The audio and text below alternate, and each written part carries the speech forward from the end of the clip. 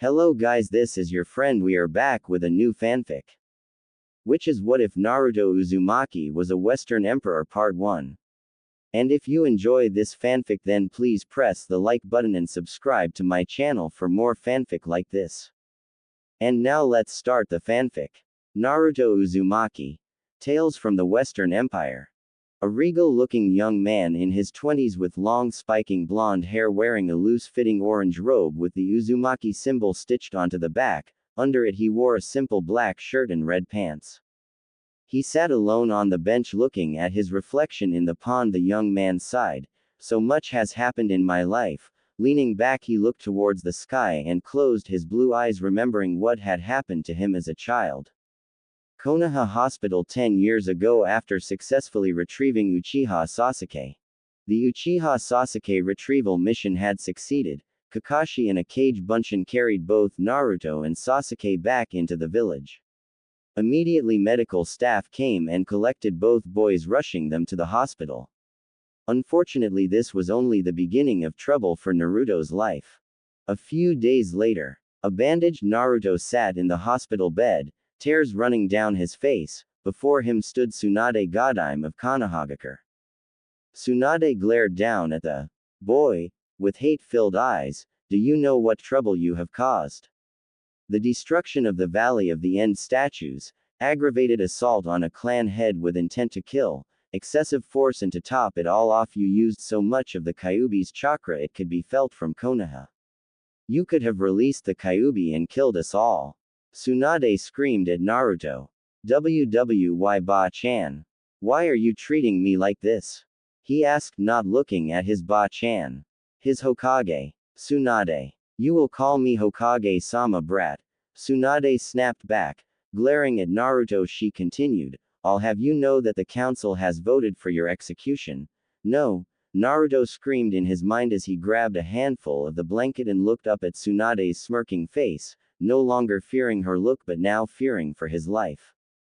Naturally, there are those in the council who saved you from that fate. Snorting, she moved to the window, no longer wishing to look at his puffy red eyes. Under the ruling of the Godime Hokage and the council's winning vote.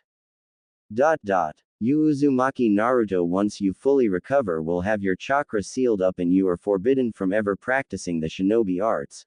Tsunade smirked as she turned to look Naruto. You will live your life as a civilian until we need you to die to save Konoha, and yes, you will never be Hokage. Smiling at Naruto, Tsunade walked out as she heard Naruto finally snap and begin to cry his heart out. Outside Naruto's room, Sakura stood there smiling as she had heard everything.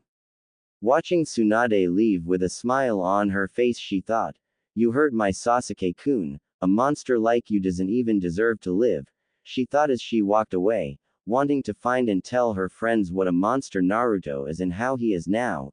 Easy pickings.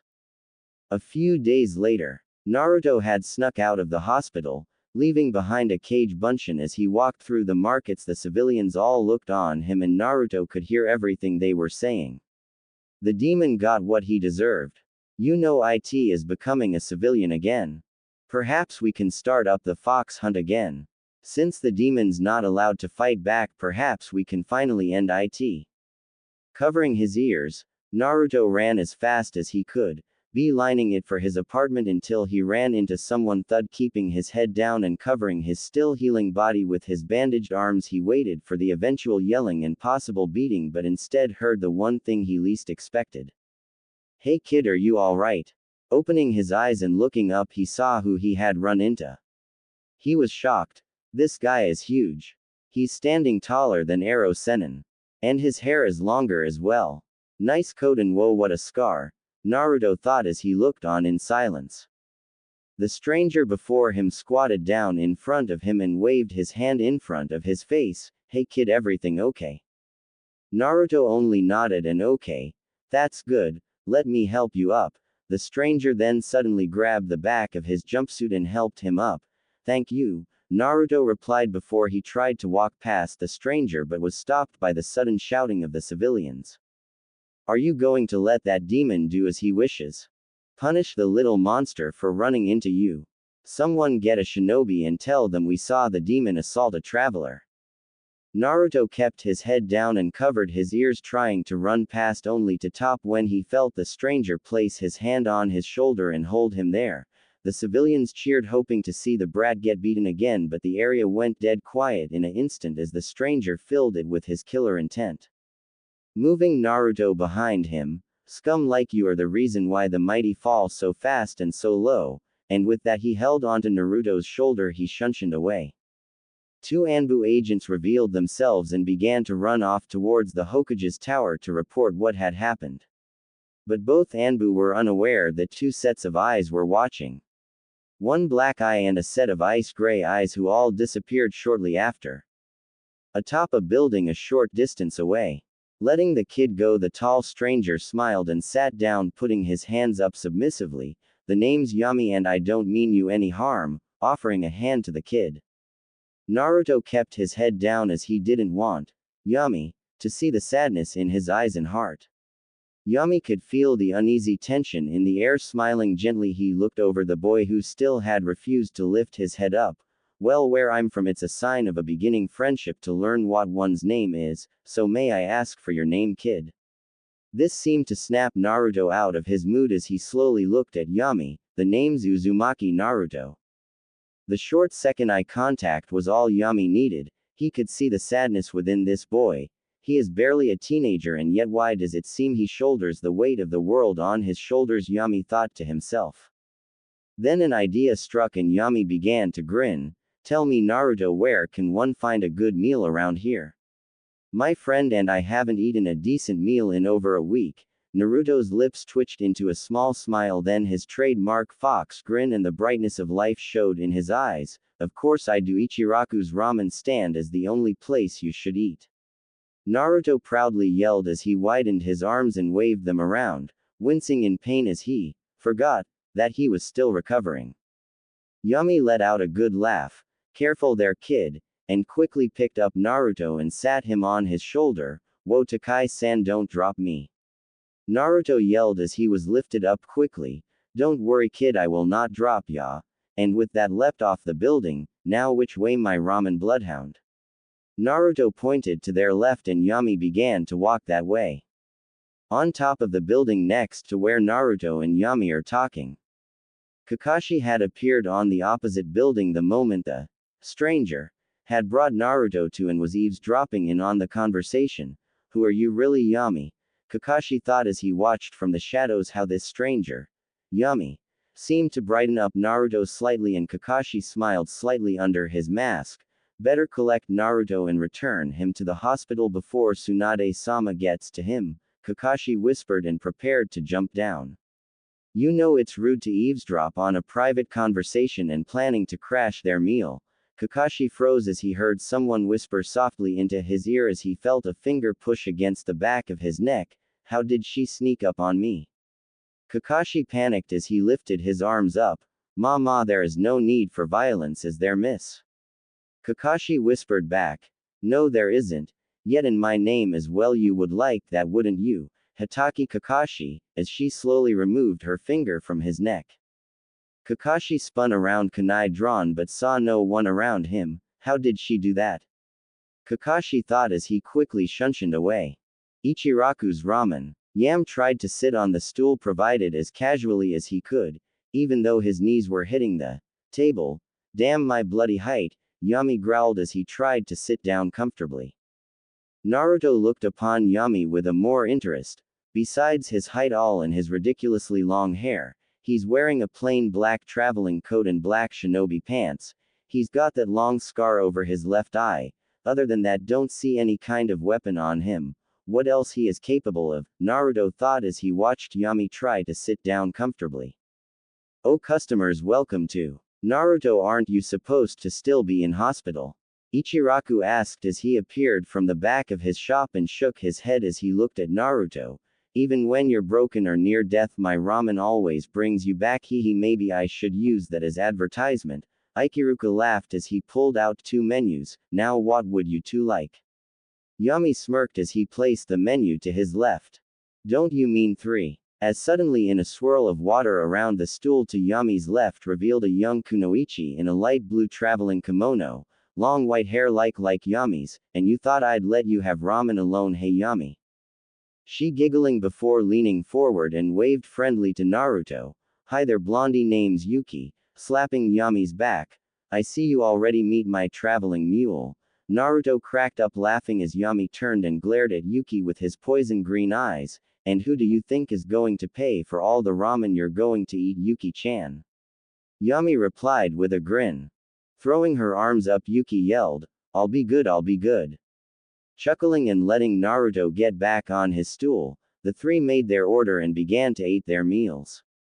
5 minutes later, Naruto had eaten 2 bowls where Yami and Yuki had both eaten through 3 bowls each. Not fair, Datbeo. Naruto cursed as he watched his new ramen-loving friends devour bowl after bowl of ramen. If I wasn't still injured, I'd be on my 5th bowl now, getting a chuckle and a giggle from said ramen lovers. Well, as I said, kid, we haven't eaten in over a week and we are starving. Yuki grinned. Ration bars suck.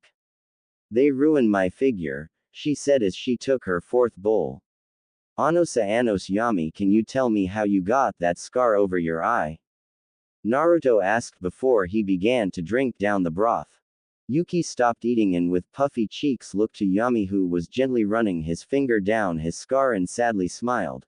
That, my friend, is for another time. Returning to finishing off his bowl, he looked to Naruto and asked innocently, so why are you all banged up so badly? Get into a fight or something? Naruto dropped his head and went dead silent. Something bad happened, all right. Naruto all but whispered out, trying to hold back the tears. Sorry kid, I didn't mean to bring back any bad memories, Yami said as he reached out to pat his back but instantly spun around on his stool and caught the wrist of someone reaching out to grab Naruto. Now you can't be so rough, Yami said as he tightened his grip on the arm of a Konoha Junin. Let go of me this instant or face punishment, the one-eyed Junin growled. Naruto turned around. Kakashi-sensei. What's happening? Naruto asked as he looked on in confusion. Naruto, as your sensei, I'm ordering you to get away from them now. Kakashi ordered Naruto as his other hand went into his pouch. These two are foreigners and possibly nuke nin, Yuki growled at Kakashi, honestly. You think that just by looking at us? I mean, look at me, I'm gorgeous. As Yuki protested. Still, such hostility is ill-advised. I'm sure as peaceful visitors, wandering shinobi or not, we do have protection rights, Yami said as he let go of Kakashi's arm. In turn, Kakashi grabbed and pulled Naruto behind him, ignoring his short cry in pain as Kakashi brought a kunai in front of him. I don't know who you both are, but you are not allowed to interact with Naruto, as Kakashi slowly moved away from the two. And who are you to say that? Everyone was treating him like shit, so I decided to be nice and give him a free meal, and since I'm showing kindness, I'm being told to stay away. Yami growled as he dropped a wad of Ryo onto the counter as he turned his full attention to the one-eyed Junin. There are reasons that are beyond your allowed knowledge as to why he is treated as such, Kakashi replied as he began to back off with Naruto behind him. Kakashi-sensei. Stop it, they are nice and aren't doing anything wrong. They are my friends. Naruto tried to protest. Don't believe that for a second, Naruto. They could be spies for all we know. Until they are cleared by Anko and Ibiki, Kakashi replied. Spies? Yuki and Yami growled as they exited the small stand. Both were surrounded by Anbu soldiers wielding various weapons. What is the meaning of this? Yuki yelled as she went back to back against Yami as they watched a blonde-haired woman appear and walk to Naruto. Uzumaki, Naruto, what the hell are you doing? She yelled as she smacked his head, sending him into the ground and putting her foot on his head. You were confined to the hospital until your sealing, you little shit. I'll need Inoichi to erase your jutsus as well. She yelled. Kakashi was shocked. What sealing, Hokage-sama? Why does Naruto need that? Kakashi inquired as he kept his attention on the two suspects. That is not your concern, Kakashi. Anbu, remove this village shit stain to the holding cells until he is recovered. Kakashi was shocked and dropped his guard. He took his eyes off the pair in sheer disbelief. Tsunade-sama would never say such things like that to Naruto of all people. Yuki and Yami were shocked as well. Is this how a child is treated in this village?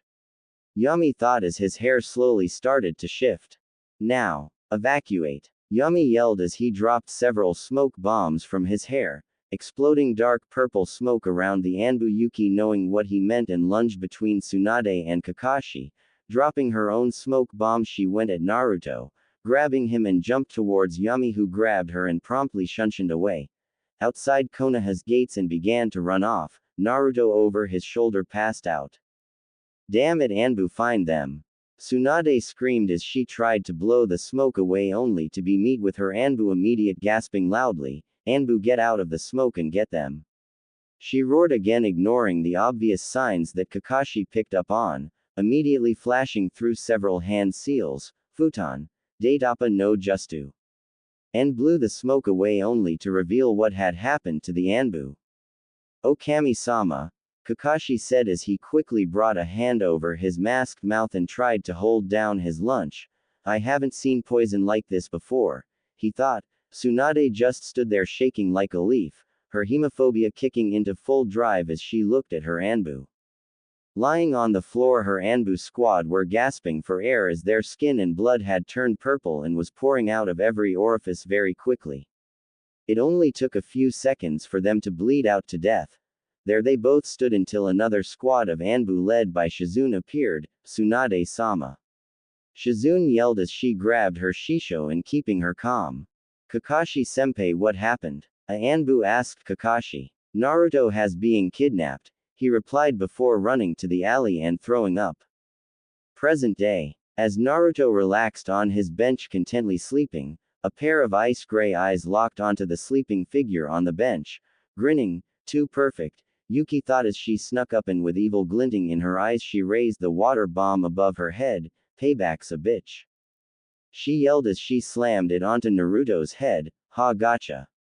She screamed in joy and danced away as Naruto immediately woke up and started throwing his own obscenities at Yuki and began to chase her around the palace, throwing paint bombs at Yuki. "My garden is a prank-free zone," he yelled as he chased after her. A room on the other side of the palace. Yami was currently sitting on his chair, looked up from his mortar and pestle and stopped grinded his ingredients. Looks like Yuki got the emperor back." Chuckling, he returned to his grinding. "Just a few more ingredients and I think that will be it," he muttered to himself as he dropped another handful of mushroom spores into the mix and mixing it with a liquid agent. The most deadly poison I've created to date," Yami said to himself as he poured the solution into a red skull-shaped bottle. Corking the bottle, Yami grinned. "There, I'm finally due," was all he said before the doors of his lab went flying at his head, knocking him unconscious. 1 hour later. Yuki and Naruto sat in front to each other, glaring at each other, both their outfits covered in various paint stains and were both drenched as Yami, who was also drenched in various solutions, had them tied down in ninja wire. "Seriously, you two, how did Yuki's revenge attack turn into destroying my lab?" Yami cried out as he picked them both up. "You have purple water lilies that need to be harvested." As he threw Yuki out of the wire into the hallway towards her room. "And you, Naruto, have an empire to run." As he just threw him out the window to the palace ponds. Naruto's only response on the way down into the palace pond was, "Worth it." The morning sun was shining brightly over the imperial city Amaterasu. We find our young emperor in his private training field located within the sacred Shishigami's forest. A lone safe passage ensures that the ancient demons and gods are not unnecessarily disturbed by travelers, though many of them do stay hidden in the foliage and watch the young emperor train. "His Majesty sure does attract quite the attention these days," said a man dressed in a tight, fitted suit. Smiles as he adjusts his monocle and looks into the forest, walking down said path towards the emperor's training down. "I should really encourage Sir to stop traveling so deep.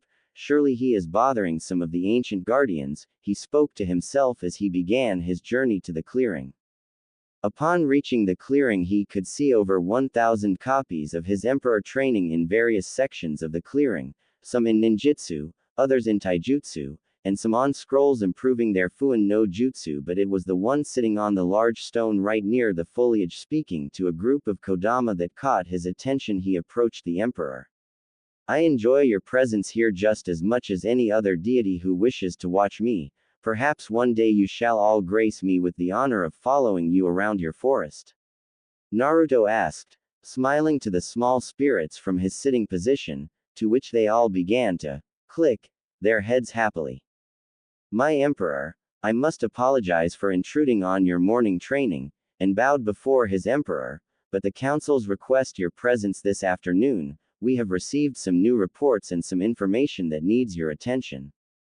Waving off his little friends, Naruto turned to the well-dressed man. Now Walter, what have I asked from you?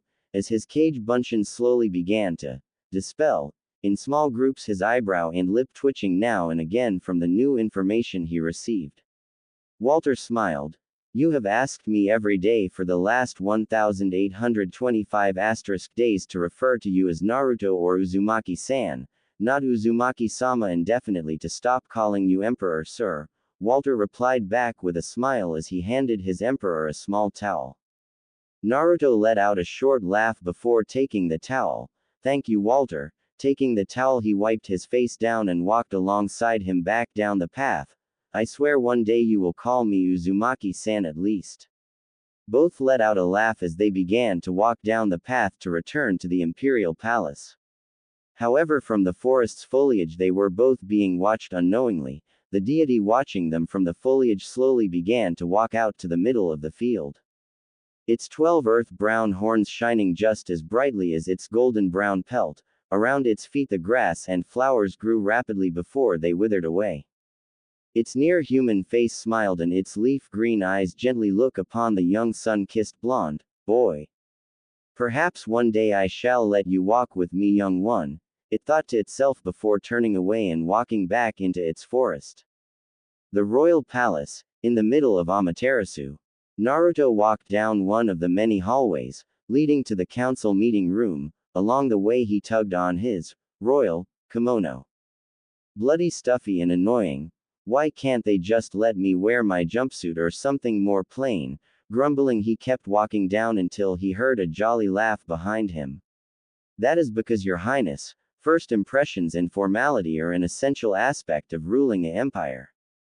Naruto smiled and turned around. Before him stood an old monk, dressed in his religious robes, one hand holding a set of prayer beads while his other hand was open wide, anticipating his emperor's next move. Ah, Hachima-san. It's wonderful to see you again, embracing his most trusted and dear old friend in a hug. Together they walked to the council meeting, engaging in small talk between. So Hachima-san, how goes your acolytes of the Brotherhood? Naruto inquires as he walked with him. Hachima chuckled as he placed his prayer beads inside his robes, and proceeded to pull out another set which wound itself around his arm on its own will. Ah, the Brotherhood grows stronger every day, Naruto-sama. Hachima grinned, and if you would like to know, the sisterhood led by Toyoko-san is growing just as strongly. I am representing her for today. She is unable to attend today's meeting due to personal reasons. Nodding, Naruto changed the subject to recent events, mainly the massive prank war between his close friend Yuki and Yami, to which Hachima found quite amusing up until trashing Yami's lab and the revenge prank against Yami. Meanwhile at said lab, Yami growled loudly, his ankle-length white hair spiked outwards as he looked at his workbench, pure bloodlust rolling off him as he looked at the sight before him. You son of bitch! Revenge will be mine! Yami roared and proceeded to rummage through his poison cabinet searching for the poison needed in his revenge. For if one was to look on the workbench, you could see that all his equipment and the table itself was all colored bright pink and with love hearts all over it.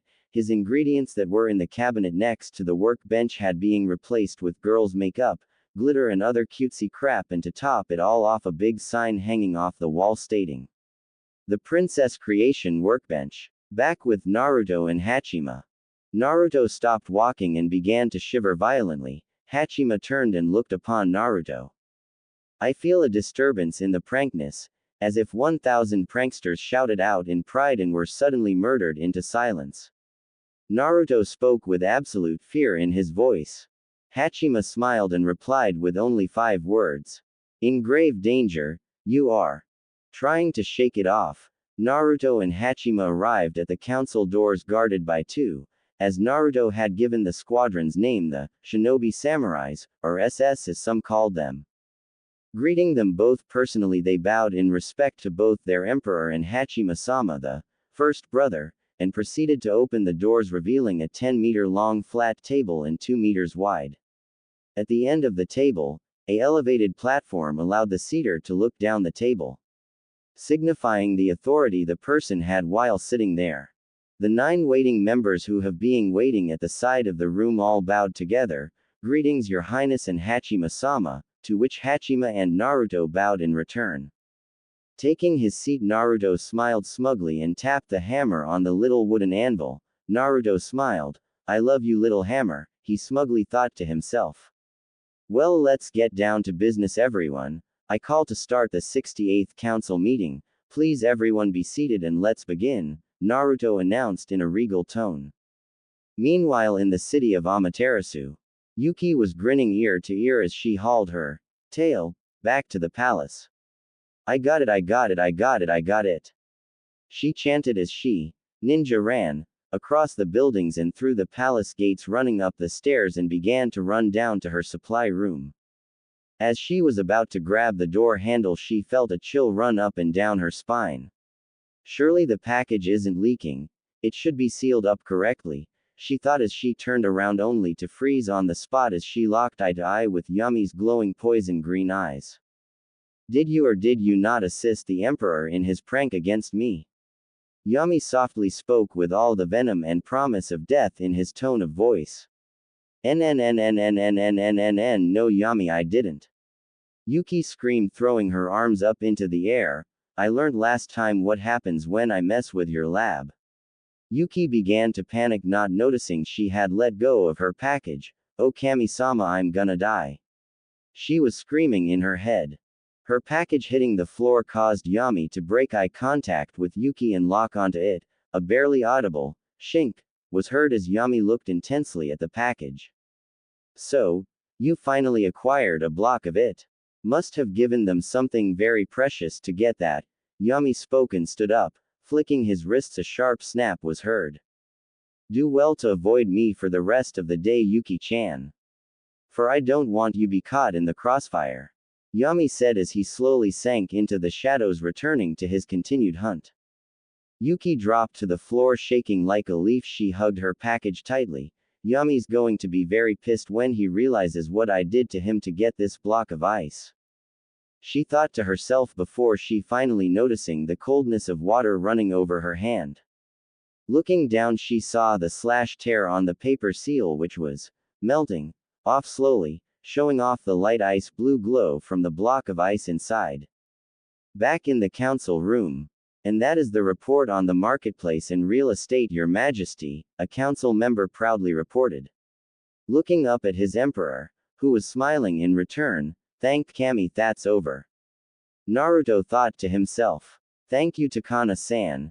Now I do believe it's the defense head council member's turn to report, Naruto spoke, turning to the defense council member. A man who looked like a great elderly grandfather with a bald head and his beard reaching the floor, wearing a simple black kimono and white coat, stood up, with the support of his cane. My dear Emperor, it pleases me to say that battalions 4 and 5 have finished their final leg of training and will be graduating from the Royal Shinobi Samurai College. Picking up a folder and passing it to a council aide to pass on to the Emperor, it seems that the extra 3 months I proposed to the current curriculum has proven greatly beneficial, as you can see by the reports. The old man smiled and returned to his seat. Naruto read over the report slowly. It seems that Genryusai was right. Damn it, I gotta buy him dinner for the next 3 months. Damn him. Naruto then looked at the date for the graduation ceremony. In 2 weeks, he muttered to himself. Looking up from his report and down to Genryusai, he smiled. Excellent work. Please on my behalf congratulate everyone on the course and tell them to hold their heads high. Genryusai smiled and bowed. It will be an honor, my emperor. Before the next person could speak, there was a loud banging at the door before they were thrown open, revealing one of the royal guards running to Naruto's side and dropped to his knee. My emperor, forgive me for intruding on your meeting, but we have an intruder in the city and is approaching the palace. Naruto's eyes widened. No one has been able to set foot uninvited in this empire for the last 5 years, he thought to himself. Rising from his seat and, tell me, is there a description of the intruder? And have they been alerted? The guard only nodded his head. Yes, sir. Fox has been alerted and your personal guards are being alerted as we speak. And here is the description of the intruder, pulling out a scroll and presenting it before Naruto. Quickly taking the scroll, he opened it and read the contents. Within a few seconds, killer intent was indirectly released by Naruto. Everyone in the room. The council members on the civilian side all collapsed unconsciously, while the clan defense force side all stiffened and tried to stay conscious. This cannot be. Naruto growled as his anger grew. Kit, calm down. I'm trying to sleep. The Kyuubi no Kitsune growled telepathically to his host. I'm sure you don't want another repeat at Sarutahiko Port now. To which Naruto began to calm down. Thank you, Kurama. Naruto thanked back as he turned to the council. My apologies, everyone, but I must go and retrieve my gear and attended to this matter at hand. Clutching the edge of the scroll, he walked to the open doors, informing the guards to call for some medics to treat the council members. I call this meeting on hold until this has been dealt with, and with that Naruto left the room and saw his personal guard Yami leaning against the wall. Sorry, Yami, was all he said before hurrying to his chambers, dropping the scroll in the process. Yami leaned against the wall outside the council room, breathing deeply, trying to keep himself upright as he watched Naruto run down the corridor. No matter how many times I try. The killer intent of a Jinchuriki at peace with his Biju. Looking down, he saw the scroll and picked it up. His eyes widened slightly as he read the report. That bastard, Yami growled as he dropped the scroll and took off to his room. The SS guards who were outside the room called for medical aid after managed to recover themselves. A short time later, a samurai with a royal crest on his helmet noticed the scroll discarded on the floor. Picking it up and reading it over, he spoke out the last few words of the report in disbelief. Eyewitness reports and stored records confirm that the intruder is that of the Eastern spymaster known as the Gamma Sennin, Jiraiya of Konohagakure. With that, the SS pushed the intercom button on his helmet. This is the Royal Head Guard Satoshi, ID number 05133342, priority report. He spoke as he quickly moved into the chambers with the medics and guards with the council members and sealed it from the inside. Get the Fox 9 to assist in restraining the Emperor. In an alleyway in the city of Amaterasu. If one could put a word on what he was feeling right now, the only thing to mind was simple. He was scared for his life. Jiraiya, the Gamma Sennin, hurried to another alleyway and ran down it, trying to conceal himself as best he could as he heard the thundering noise of squads of shinobi and samurai hunting him down.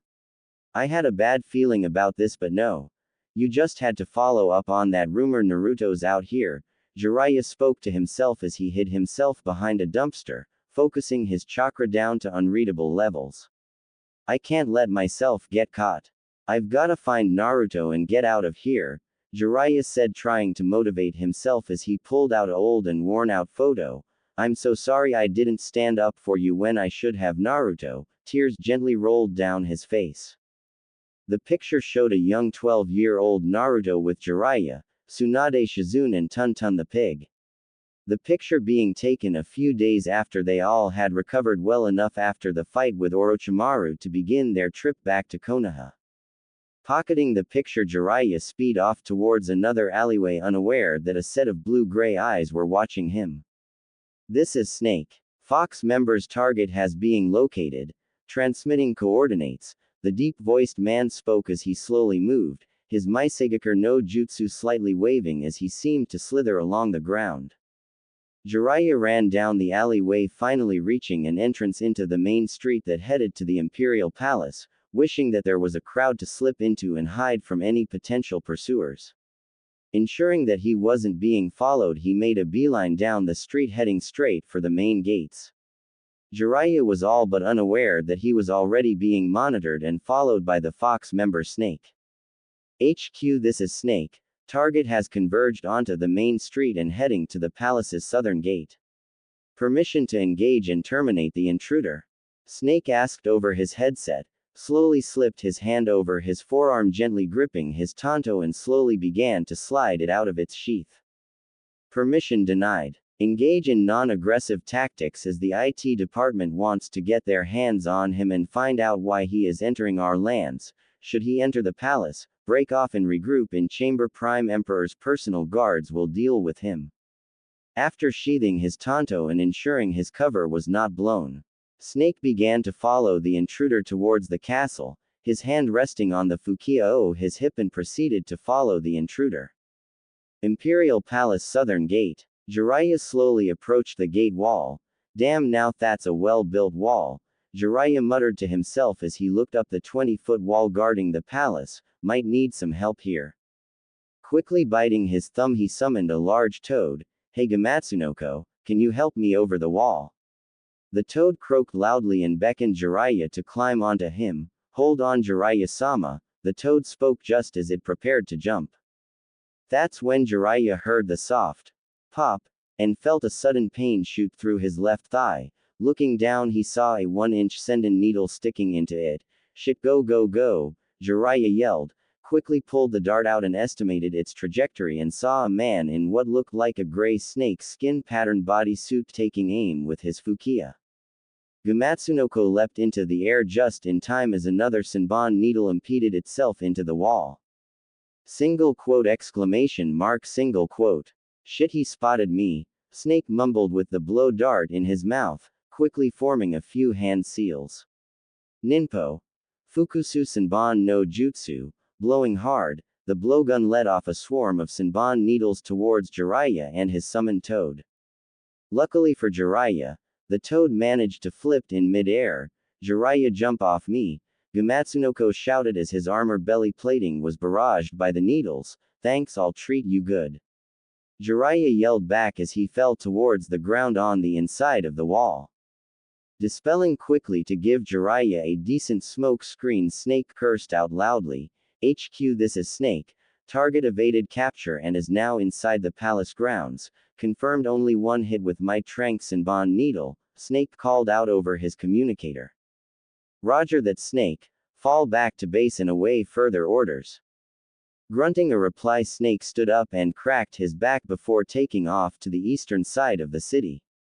Inside the palace garden, Jiraiya landed with a loud thud as he quickly rolled over into the bushes. Damn it, that's gonna leave a mark. He quickly inspected his thigh and felt its numbness. Damn it, the bastard hit me with some kind of poison, probably a knockout drug. Quickly rummaging through his vest, Jiraiya pulls out a small vial and downs it immediately. Gotta thank Tsunade and her pink-haired mini-me for that.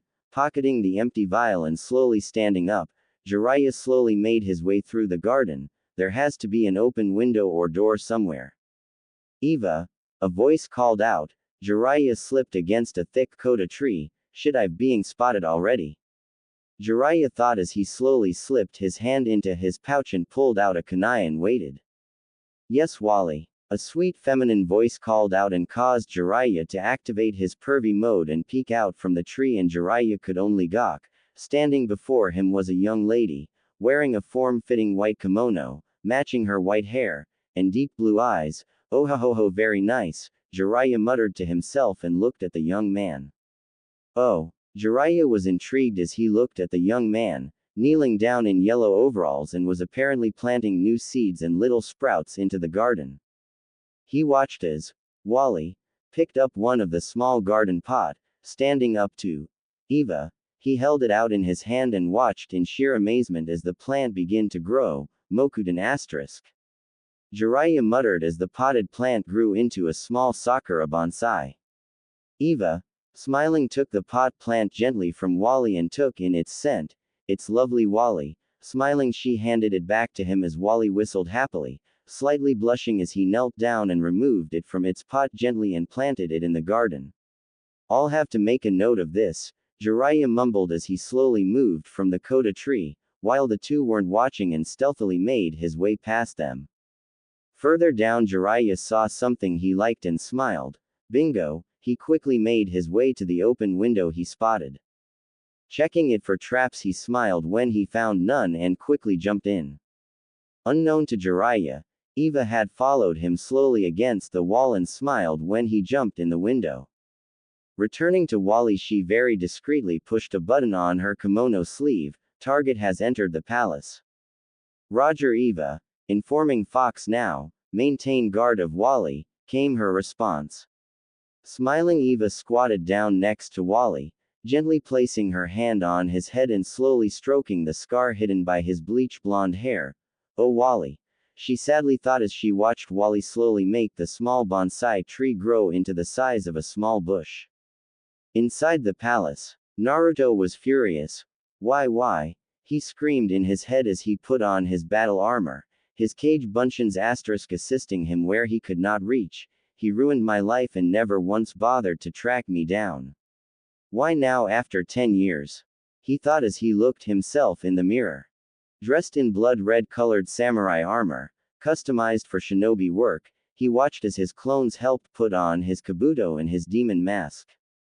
Looking at his reflection, he mentally thanked the Kyoto family and the Muramasa family for constructing his armor. Not only did the armor help hide his appearance from everyone, with the exception of testing it against a Hyuga, it also allowed Naruto's chakra to be totally masked, hiding its signature from even the most experienced sensors. My emperor, shall I retrieve this invader for you and allow you to relax in the throne room with some honey green tea? Naruto's thought was broken by Walter's question as he turned to greet him, his cage bunchins dispelled, and then he realized that there were several other people in the room. That being 2 Fox Elite members, Walter and Yami. Giving them all a look that mean business, Naruto spoke. I am sorry everyone, but this is my fight. It's my past and my problems. He turned back around to the mirror, checking his face mask is secured to his kabuto, and tied off a crimson red, yellow sheathed katana to his left side. Please, for your safety I advise you to stay out of my way. Naruto then began to walk out. He was cut off by one of the Fox shinobi. Naruto-sama, you don't have to fight. Naruto looked upon the masked fox and smiled softly. This was the best of Fox, coincidentally code-named Fox. His mask was unique to everyone else in Fox. Where a normal Fox member would have a face mask that represented an animal or an element, his demon mask covered his entire head, and on his mask only had what looked like a blood orange fox eye in the middle of the mask and 2 lines running from it to the side to the back of his head. Think Obito, Toba's mask, but bone white with no eye slots. His body was encased in a unique chakra armor body suit which also held strapped firmly to his back his personal Odachi *, the fox blade. 1 cyber cookie to those who can guess who this is. Cheeky smiley face. I am sorry Fox, but this is my fight. Naruto tried to persuade Fox and push past him, but Fox refused to move. Not out of disrespect but of duty. I am unable to allow you to take this intruder by yourself. This is an act of aggression upon not only the Empire but on yourself as well. Even if this supposed intruder was only trying to seek an audience with you. A certain white-haired senin sneezed at this moment. Fox. Naruto tried to speak but was quickly cut off by Fox again. You have brought peace and prosperity to this land, and we are the ones who will be your hand of force in these times of peace. He stood in front of his Fox squad and continued. We swore on the day when you took the throne and made this broken country become the flourishing empire it is today. We, opening his arms to indicate the Fox members and Yami in the room, we would fight for your behalf. You need not have to fight anymore. Silence hung in the air for a moment, then a Fox member wearing a mask representing lightning stepped next to Fox. You have suffered so much, now it's our time to fight. A raspy voice spoke behind the lightning mask. Our swords and our lives are your instrument and tool of justice and peace. Another cookie to those who can guess who this is. Cheeky smiley face. Inazuma. Naruto was flabbergasted. Behind Naruto's mask, tears started to form. Such loyalty is not received but given freely. Kid, remember that. Kurama spoke to him before returning to his sleep. You know you can't win against them, Naruto. Yami sighed. they all swore a blood off the day you saved them all, remember? Naruto nodded, remembering how he came across the now members of Fox and how he saved them all from their personal hell. The Fox members all knelt down, various weapons drawn out and held over their heart. Command us and we shall deliver, they all spoke at once, bowing their heads down to their emperor. Sniffing loudly behind his demon mask, Naruto removed it, tears rolling down his face. Thank you, all of you, though the result was not what he expected. Everyone in the room laughing their heads off. Quote. What are you laughing at? Naruto roared as Walter, while trying to refrain from laughing, pointed to the mirror to which Naruto looked into and froze solid. His face was covered in women's makeup, making him look like a geisha, though it was running down his face because of his tears. But it was across his forehead, in highlighted purple, the glittered words of the prettiest princess. Turning to the group, his eyes locked onto Yami and glared at him. Seriously? Now of all times? Well, you did give me the instruments of my revenge. Yami roared with laughter, to which Naruto surprisingly joined in and laughed as he remembered supplying Yami indirectly with the makeup. Thank you everyone, smiling and sitting down as Walter suddenly appeared by his side, wiping off most of the makeup, mainly the purple title on his forehead. Go wait in the throne room, Emperor, and we will bring him to you. Walter's ice-cold voice rattled through the room as the sound of twanging wire was heard as Yami flicked out his hidden blades. I have a bone to pick with him as well, and it will be fun to see how my new test gerbil goes against my new poisons, Yami evilly chuckled. Then it hit everyone. Where's Yuki? Naruto asked before they all heard a high-pitched male scream, and all the men for some unknown reason covered their groins in fear. Hell hath no fury of a pissed-off woman, Yami quietly said as he left the room and began to hunt down Yuki, as her shouting, though incoherent, and the deathly screams of Jiraiya echoed through the palace. One by one the members left the room, with Walter being the last. Your tea will be awaiting your arrival in the throne room, Emperor. Bowing, Walter shut the door and hurried off, leaving Naruto alone, assuming he would proceed to the throne room. They should have learned by now, Naruto chuckled, and with a single hand seal. Poof. The Naruto left behind was in fact a cage bunchen. During discussion time with the shadow clone Naruto, Jiraiya had landed inside the room with the open window and slowly made his way to the door. Finally, I've made it inside and undetected. Well, besides being detected outside, he thought as he started to move into the hallway and slowly run from corridor to corridor.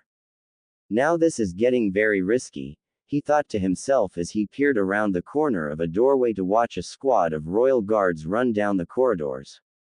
I gotta be quick and either run into Naruto and get him out of here or find the Emperor, muttering to himself as he continued his search. Unknowingly, from the real Naruto stood in his full armor, and if one could see behind the mask they would that his golden eyes were softly glowing and his face was a mixture of confusion and disbelief on his face. Kurama, is what I'm feeling, right? Naruto mind spoke to Kurama. It is Kit, the Gamma Sennin. His true feelings are full of regret, the Kyuubi replied. Naruto's mind was racing. He still cares. After everything he did and left me. Probably just a guilty conscience, but then again he has poorly infiltrating an empire to seek its emperor to try and find me. His thoughts were suddenly cut as he felt a soft burning sensation on his right arm. Gently holding his arm he softly spoke, perhaps. I'll see what he wants, and I'll act accordingly. Pushing the talk button on his communicator set he spoke, attention all units. Capture the target alive and bring him before me. Releasing the button he continued to watch Jiraiya, following him on the ceiling hidden from view. And he froze as he saw Jiraiya stop and look up towards him. Wait a minute. Jiraiya stopped mid-run and turned around looking up to the ceiling. I'm sure I felt someone there. I felt its chakra. Looking towards the ceiling he tried to locate where he felt the chakra presence. Must be paranoid, Jiraiya muttered before running down another corridor. I've gotta hurry. Where are you, Naruto? Naruto let out a sigh of relief and watched Jiraiya run off, Well, I better make my way then, Naruto muttered as he shunshin away. After a few minutes of running down various hallways and corridors, Jiraiya let off a light chuckle. He was pretty amazed by the palace's architecture and saw just down the corridor before two very large doors. Looking behind him, he saw the steps that lead outside. If I wasn't intruding, I would have loved a tour of this palace. As he rounded the corner and started to make his way to what he assumed was the throne room until he heard rattle rattle. Huh. Looking up, his eyes widen in horror at the sight in front of him. Then a soft woman's voice spoke. Megan Kurakashi Akumu no Jutsu. Jiraiya could only look in horror as the genjutsu took hold and only muttered. Lamia. Jiraiya's genjutsu nightmare. Konoha Anbu Sealing Facility. Jiraiya walked into the sealing room, seeing the three village elders and Tsunade, her hand holding onto the traitor's left shoulder. Jiraiya. It's time, Tsunade spoke, still glaring at the boy she was restraining with her strength. Jiraiya, how exactly will you seal up his ability to be a shinobi? Kaharu asked as she watched Jiraiya-sama place down 3 scrolls onto the floor and began to form seals. Firstly, I will place a modified version of the Keiyaku Fuin asterisk. Hopefully with this any summon he may have or try to acquire will be nullified permanently. Then with a chakra Fuin asterisk, this will cause his chakra system to reverse on itself and in turn will cause his chakra system to fail on itself and shut down permanently. Jiraiya spoke as he continued to finish the hand seals and pick up the first small scroll and slowly unroll it. And these Fuin Jutsu will its instruction and creation be revealing to us elders so we may teach other shinobi? Danzo asked, being too cautious to use Shishu's Sharingan to copy the hand seals being made in a room meant for sealing. Jiraiya stopped and looked at the old warhawk. These techniques shall not be disclosed to anyone unless of my choosing. With that, Jiraiya placed his hand on the seal and watched as Tei seal grew and covered the traitor's body. Well, I hope everything was worth it. Sasuke. Jiraiya glared at Sasuke. You turned traitor from the village that raised you just because you threw a fit because you weren't as strong as Naruto. Sasuke locked eyes with Jiraiya, eyes full of pleading and begging to what he assumed to be a confession. That is if the silencing seal was not placed across his mouth. Do it, Jiraiya, after which I can take him down to the genetics lab and get some needed samples. Tsunade spat with venom in her voice. I wonder why she is so hostile, even for the last Uchiha. The killer intent she is putting out. Jiraiya thought to himself as he placed his hand on Sasuke's chest and Tsunade removed her hand. If Jiraiya had been paying attention, he would have seen her give an evil smirk to Sasuke. Kuchio's no Keiyaku Fuin no Jutsu. Jiraiya yelled as the seal covered Sasuke's body. And it was here that Jiraiya's nightly nightmares began. As the moment the seal set in and the smell of burnt blood began to stink out the room, Sasuke's body began to waver and ripple. What? Jiraiya yelled as he quickly thought, a genjutsu. Bringing his hands quickly together, Kai. Releasing the genjutsu and looked on in horror as the body of Sasuke disappeared and was replaced with NN Naruto. Jiraiya screamed, looking on the defeated face of his apprentice just before. Slap. Jiraiya awoke to the sudden pain shooting through his face before something poofed in front of him and covered him in smoke. When it cleared, he saw Kunoichi glaring at him, her hands flying through hand seals, and sensed a squad of what he assumed to be the Empire's version of Anbu or the Royal Guards. Either way, he knew what to say. I've fucked it up, Jiraiya muttered as he slowly stood up, raising his hands, surrendering himself to the Kunoichi. Jiraiya, Gama Sennin and Spymaster of the Eastern Land Konoha. You are under arrest for trespassing on Imperial land, causing should you resist arrest you will be dealt with by lethal force, Yuki said, finishing the hand seals and pointing her hands at Jiraiya. Jiraiya, seeing this as an opportunity, offered his hands to the possible royal guard. I surrender on the condition that I may seek an audience with the emperor of this land. Before he could say anything else, he felt a blast of ice-cold Ki and then something very wrong with his body. What? And why the fuck should we? Yuki growled, suddenly brought her left hand to her throat, gently rubbing it, and to Jiraiya's horror his left hand moved to his throat and slowly began to rub it too. "I've got you in my Kai Seigyo no Genkei," and with that she began to slowly walk towards Jiraiya. Jiraiya's eyes widened as he felt his body betray him and moved to the kunoichi, my body. "What have you done?" Jiraiya was panicking now. Is this a Kekkei Genkei of the West? He watched as the kunoichi proceeded to lift her hands into the air, and clenching them together, Jiraiya copying move for move. "You will not take my little adopted brother Konoha scum," Yuki growled. Then it hit Jiraiya like a ton of bricks. You're that ice maiden that came and got Naruto with that tall white-haired guy. Trying to fight against whatever this jutsu or Kekkei Genkei held him but ultimately failing. Konoha is Naruto's home. You have no reason to keep him away from it. Things have changed. Yuki's steel eyes began to glow as ice slowly formed around her body. The Emperor gave Naruto a home. Something Konoha never did. Yuki screamed as she threw her clenched fists between her legs. "Now why did she?" was all Jiraiya said before screaming off the top of his lungs as his fists connected with something hanging between his legs.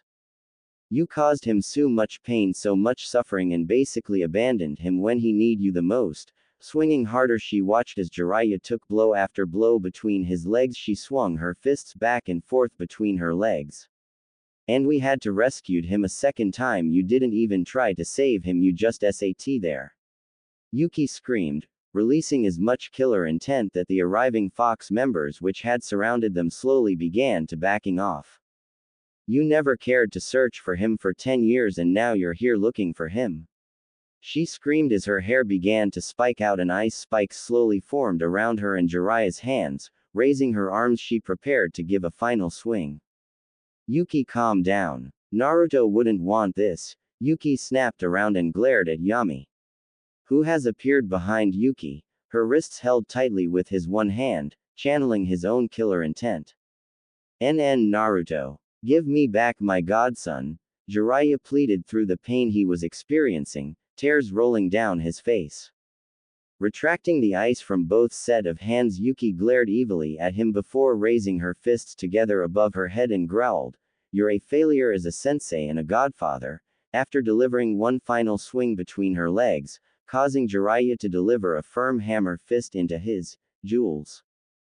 Giving one final scream, Jiraiya wanted nothing more than to curl up and cradle his precious jewels. Releasing her control over Jiraiya, as he dropped to the floor, she kicking him in the gut before stormed off next to Yami as Jiraiya slowly began to slip into blissful unconsciousness. Before passing out, he heard the male whisper into his ear, "Consider yourself lucky. Normally she makes men castrate themselves with her Kekkei Genkei. Well, let's get him restrained. The Emperor will want to talk to him." Yami lightly growled as he grabbed the Senin's ankle and dragged him off towards the throne room, Yuki following behind growling like a wild beast. Konohagakure. Tsunade stopped her paperwork and looked out the window. A sudden chill ran through her body. "Jiraiya," she muttered as she looked over her village. Shizune then walked holding an envelope. "Tsunade-sama. You have won the monthly daimyo lottery." Tsunade turned back to Shizune and only muttered, "We are." Again. Emperor's throne room. Naruto looked down on the now restrained Jiraiya. His demon mask safely secured as he now awaited the medics to finish healing Jiraiya from his sudden case of testicle torture by his Nei-chan Yuki. Even though he is a super pervert and women around the nation would praise Nei-chan for what she did, no man deserves that type of torture. Naruto, though, as he unconsciously tried to cup his own royal jewels over his armor. The two medics finished healing Jiraiya's jewels, after a few minutes, bowing and paying their respects to their emperor and the emperor's council members that had now formed around the room as they stood watch and proceeded to quickly retreating from the room. The council members who were seated on a runine table along the wall chatted softly among themselves as they waited for the prisoner to awaken and be questioned by their emperor, who was sitting in his simply constructed maple pine throne with his Nei-chan Yuki and his Oni-san Yami standing guard next to him. That and his personal fox unit hiding in the shadows throughout the room. In terms of how Naruto's throne room looks, could I direct you to watch The Last Samurai and see the room where they meet the Emperor of Japan for the first time? Think of that room slightly bigger. Enough to hold a 50-plus people all-you-can-eat banquet laughing face. Jiraiya on the other hand was restrained to the floor of the throne room with suppression seals on the floor and on his body. Jiraiya's arms were tied up on an ox yoke that was chained to the floor and had his hands gloved within iron gauntlets, preventing him from making any hand seals. These items were done at the request of Naruto's fox unit. After only 15 minutes, Naruto clenched the arm rests of his chair as he watched Jiraiya finally regain consciousness, and the council members all stopped chatting and focused their attention. Ugh! My balls. Did I try peep on Tsunade again? Jiraiya mumbled as he tried to rub his face, only realizing he was unable to move his arms. Well, this is great, Jiraiya thought as he looked at the ox yoke restraining his arms. This could be bad. Naruto coughed out loudly, gaining Jiraiya's attention. Ah crap. Jiraiya thought as he looked up, seeing who he believed to be the emperor sitting on his throne. Decked out in a suit of samurai armor and wearing a mask that resembled a demon snarling. Hello there, Jiraiya nervously spoke, waving his tied-down hand from the ox yoke before taking on a more serious tone. It is an honor to meet you, Your Highness, and I humbly thank you for giving me an audience. Jiraiya bowed his head and waited for the emperor to respond. Well, here we go, Naruto thought before breathing in and out. He applying chakra to his throat and mouthpiece on his mask, allowing his voice to be distorted. Jiraiya of Konoha, one of the 3 Sannin and known spymaster of the Eastern nations. May I be enlightened as to why you have tried to infiltrate my empire? The emperor said to Jiraiya, yelling out the last part and flaring his killer intent directly towards him. If Jiraiya was not secured to the floor, surrounded, he would have retreated to the nearest corner and tried to hide himself. Tell me, Jiraiya, the emperor roared, now standing up and letting Jiraiya watch. To his horror, the emperor's chakra flare visibly reached the ceiling. What chakra? It's near Biju levels, Jiraiya thought as he tried to steel his nerves and spoke. Your Highness, for the past 8 years I have been trying to find my godson, who I believe has entered your lands and may be living under his name or an alias name. I just wish to find him and bring him back home. That is why I entered your empire. I just want my godson back, please. Jiraiya looked up to the emperor, hoping deep down that the emperor could help him and reunite with the godson he neglected for so long and only when to step back into his life, ultimately betray him in his time of need. And what makes you think I shall just hand over a citizen of my empire to you? The emperor spat back at Jiraiya. To his horror, I know of the one you are seeking, and he shall not be just handed over to you because of your own guilty conscience. The emperor then began to walk down towards Jiraiya and look down on him. What I do know is that Uzumaki Namikaze Naruto is now a member of the Imperial Empire and shall not be handed over no matter what man or country demands. Jiraiya looked at the emperor with utmost horror. How did he find out about his heritage? He panicked. How does he know that? Jiraiya pleaded. The emperor turned around and walked back to his throne. Naruto-san found out the day his seal nearly broke and lost control of the Kyuubi no Kitsune he holds within him. Jiraiya paled at this statement, but thanks to his father when the seal was constructed, from what Naruto-san has told me, his father was able to make a failsafe within the seal which held a part of his chakra. A internal cage bunshin, as Naruto-san liked to put it. Sitting down on his throne, the emperor laid his head back against his throne. The chakra of his father was able to help Naruto regain his control and rebuild the Hake no Fuinshiki at the cost of sacrificing all his remaining chakra. Looking back down at Jiraiya, so tell me, why should I return him back to not only you but to Konoha when you removed his ability to summon? Are you going to finish the job and seal all his chakra off?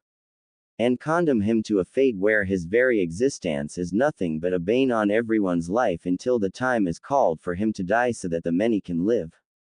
Jiraiya was flabbergasted. Minato, you thought that far ahead. Shaking the thoughts out of his head, Jiraiya found the courage to yell, "How dare you! You have no idea what I have been through." Jiraiya began to try and stand up, straining the chains as so they creaked loudly. I was shocked to do anything at that moment when I found out I sealed and shocked that Tsunade was the one behind it all at the time. It was at that moment a white flash appeared in front of Jiraiya, and pain struck into Jiraiya's gut. "You have no idea what we had to go through to save him, you bastard," Yami growled as he removed his fist from Jiraiya's gut and returned to his spot next to the throne. It was here that Jiraiya finally noticed the two guards standing with the Emperor. You're the ones who got Naruto out of the village twice." Having a good look at the giant of a man in front of him and the kunoichi standing next to the throne, Jiraiya spoke with a growl in his voice. "Kurikawa Yami, the white-haired assassin, and the Doku Tatsujin second child to the Kurikawa clan in Kusagakur renowned for their poison and secret Keki Genkai which no other village knows of yet." Yami growled loudly at this, baring his teeth and his hair spiking. Jiraiya then turning to look at Yuki Mizuki Aya, the third child and princess of the royal shinobi family in Yuki no Kuni and sole holder of the clan's Keki Genkai, which I can only assume is that Kai Seigyo no Genkai you used on me earlier, both S-ranked and wanted by their families for their abilities. Yuki glared at Jiraiya. She hated being referred to as princess and being reminded of her origins. Yami simply glared back at him. "Be glad you're not my poison-testing gerbil," as he flicked his blade in and out of his wrist. The Emperor waved his hand and in an instant, Izunama and Fox jumped down and secured Jiraiya. "So tell me then, Jiraiya, what do I not know of Konoha besides them abusing Naruto and my two faithful guards rescuing him?" Jiraiya glared at the Emperor. "Fine, I'll need a chair or something to sit on, and if it's not too much trouble, can you release my arms please?" The Emperor just waved his hand and Jiraiya found the OK yoke instantly removed. "Fine, but you must sit on the floor." Grumbling about nothing comfy to sit on, Jiraiya sat down. "Okay, where to start? I guess I should start at when your guard's gate crashed the ceiling." Flashback no Jutsu. Konohagakure ceiling room 10 years ago. NN Naruto. Jiraiya screamed in horror. Turning to Tsunade, he finally saw the smirk on her face. "Tsunade, what is the meaning of this?" He was suddenly met with Tsunade's fist in his face, launching him across the room, his heel catching the scroll laid on the floor and pulling it along with him. "That is Godime Hokage to you, Jiraiya." Tsunade sneered back. "Now you will finish the sealing of Naruto under my orders." Tsunade then walked over and grabbed Naruto's shoulder. "Oh." Tsunade smiled evilly at the look of Naruto's face. "Given up hope already? Good. No one is going to save you." Turning to Danzo, she spoke.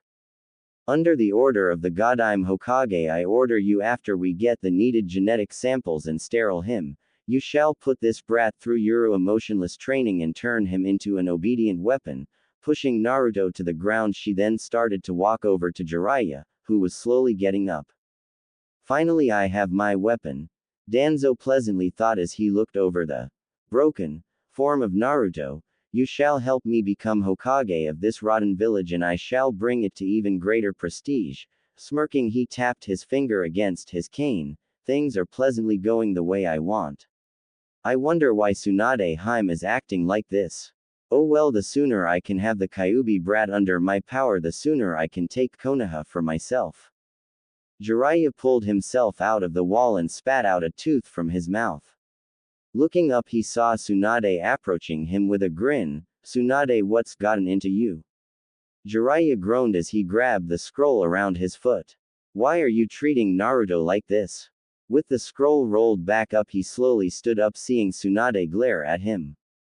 "It is not your concern to question your leader. Now you will finish sealing off his chakra." Jiraiya. Tsunade cracked her knuckles in a clear threat to Jiraiya. "Do you have any idea what would happen if I did?" Jiraiya pleaded in anger. "If I set his chakra system to reverse on itself, it will reverse the Kyuubi's chakra on itself and the Hake no Fuin Shiki could break and release the Kyuubi." Tsunade snorted and waved her pigtail back over her shoulder. "I don't care, Jiraiya. You will do as I say and make sure the seal doesn't break. If it does, you can seal a newborn baby with the Kyuubi. Turning around, she began to walk away. Jiraiya was stunned and stood on the spot paralyzed. You're not Tsunade. No way Tsunade would treat Naruto like this, he thought as he clenched the scroll in his hand. Tsunade walked up to Naruto and pulled his hair so he would look her eye to eye, and don't forget, brat. I want my grandfather's pendant back. So you better tell me where it is. Naruto chose to do nothing but look right back at her with his cold dead blue eyes. Tsunade snorted again and threw him onto the floor. Tsunade-sama, you shouldn't treat him so roughly. If he passes away, then the Kyuubi could be released and kill us all, Koharu warned Tsunade, to which she only glared back at her. It was here they finally noticed the ground beginning to shake and a terrifying roar seemed to echo through the room. What on earth?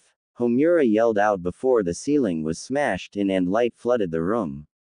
Naruto! Yuki screamed out, standing next to Yami on his personal summon. Kong smashed the building. Yami yelled out as he jumped down and made a beeline for the prone figure of Naruto. Kong roared and slapped his chest as he began to smash the remaining of the building as Yuki began to launch Suiryuden no Jutsu at random to the people in the room and covering Yami's advancement to Naruto. Danzo's one eye widened. That's the legendary Yama no Suru * summon. The other elders paled. I thought Konoha held the only true Suru contract. Homura yelled out as he, along with Koharu and Danzo, made their way to the exit. Nevertheless, once the intruders are defeated, we will take their contracts to strengthen Konoha, Danzo thought as he retreated to alert his Nei unit. Tsunade was furious. How did you get in my village again? She screamed as she smashed her way through a Suiryuden and charged at Yami, who in the confusion of the crumbling building and Yuki's jutsus had finally managed to reach Naruto. Yami smirked as he let his hair coil around Naruto as he gave the Hokage a creepy smile. Simple, I let Kong knock on the front gate. Tsunade screamed as she launched a chakra-charged super punch at the white-haired intruder. Die! She screamed. Tsunade could only to watch in horror as the world went into slow motion as Yami made the slightest move to his side, completely dodging her fist. Gotta be quicker than that, Obeken Yami teased as he spun around, jumping away and quickly began to running up the wall and onto Kong's arm. Kong, let's get out of here. Kong replied with an alrighty roar. Swiping his massive paw, he sent Tsunade into the opposite wall. Turning around, Kong began to run through the village, towards the front gate that he knocked open. The village was in a state of panic as Kong began to run through the village. Various Konoha shinobi were casting what jutsus they could, only to see nothing seemed to affect the summon at all. Letting out a bellowing roar, Kong charged down the main street, nearly there. Hang on. Yami tried to yell over Kong as he charged down the main street towards the gate. Kakashi suddenly charged from an alleyway. Reikiri! He yelled as he managed to thrust his jutsu into Kong's left thigh. Give back, Naruto! Kakashi yelled as he jumped up onto Kong's back and charged up.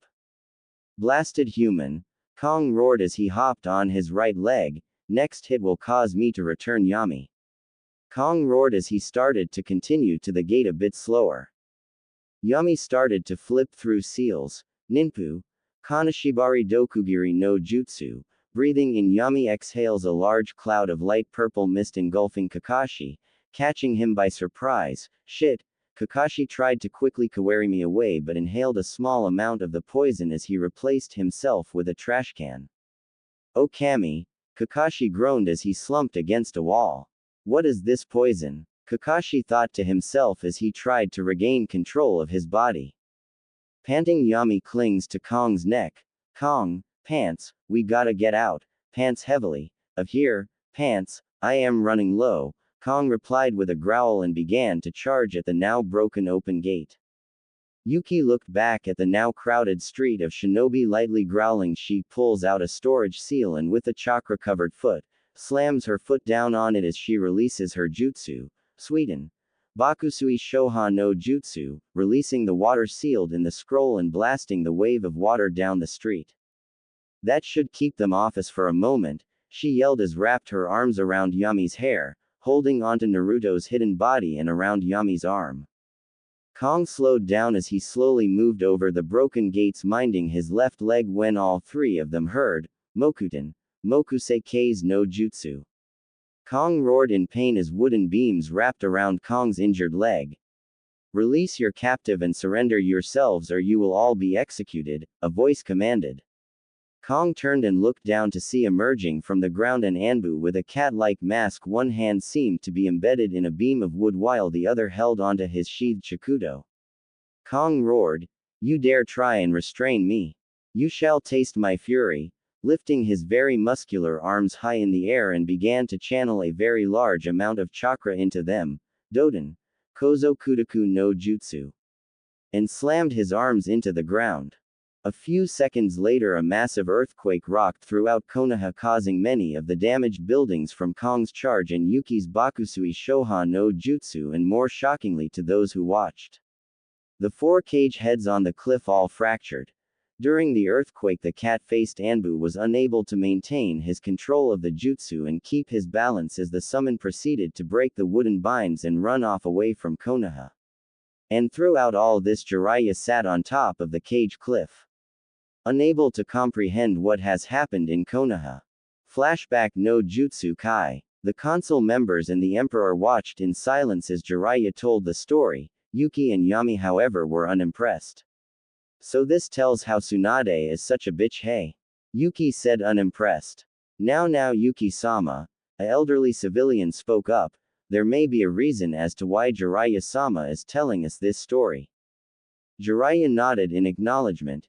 "Yes, it was after I was reversed summoned to Myobokuzen and had to explain what happened to Ogama Sennin and the Korogamas that we decided to dig a bit deeper into what Tsunade was doing. And through my spy network I discovered the cause and confront Tsunade in Sennin Moto." Flashback no Jutsu again. Konoha Council Room 2 days after Naruto's kidnapping. Tsunade was raging in the council chamber. No one dared to interrupt her as she ranted on and had smashed the desk in front of her. How was it that two *ing outsiders were able to infiltrate Konoha not once but twice in a few days? What do I pay you *ing shinobi and kunoichi who are on gate and guard duty? Tell me, come on. The council was amazed at the aggressiveness of the Hokage, that and the bleeping that seemed to appear out of nowhere.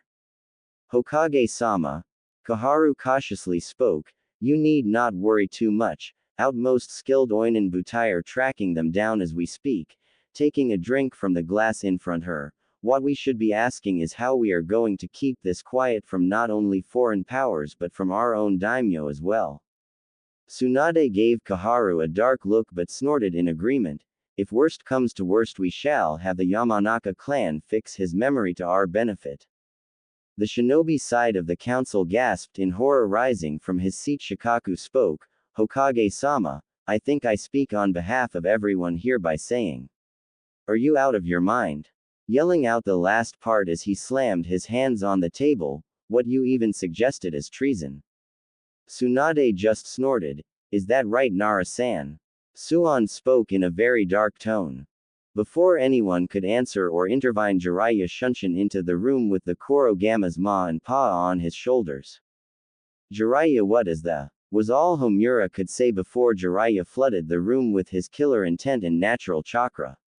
The civilians retreated to the far wall in sheer terror while the shinobi councilmen stood up from their chairs and stepped back.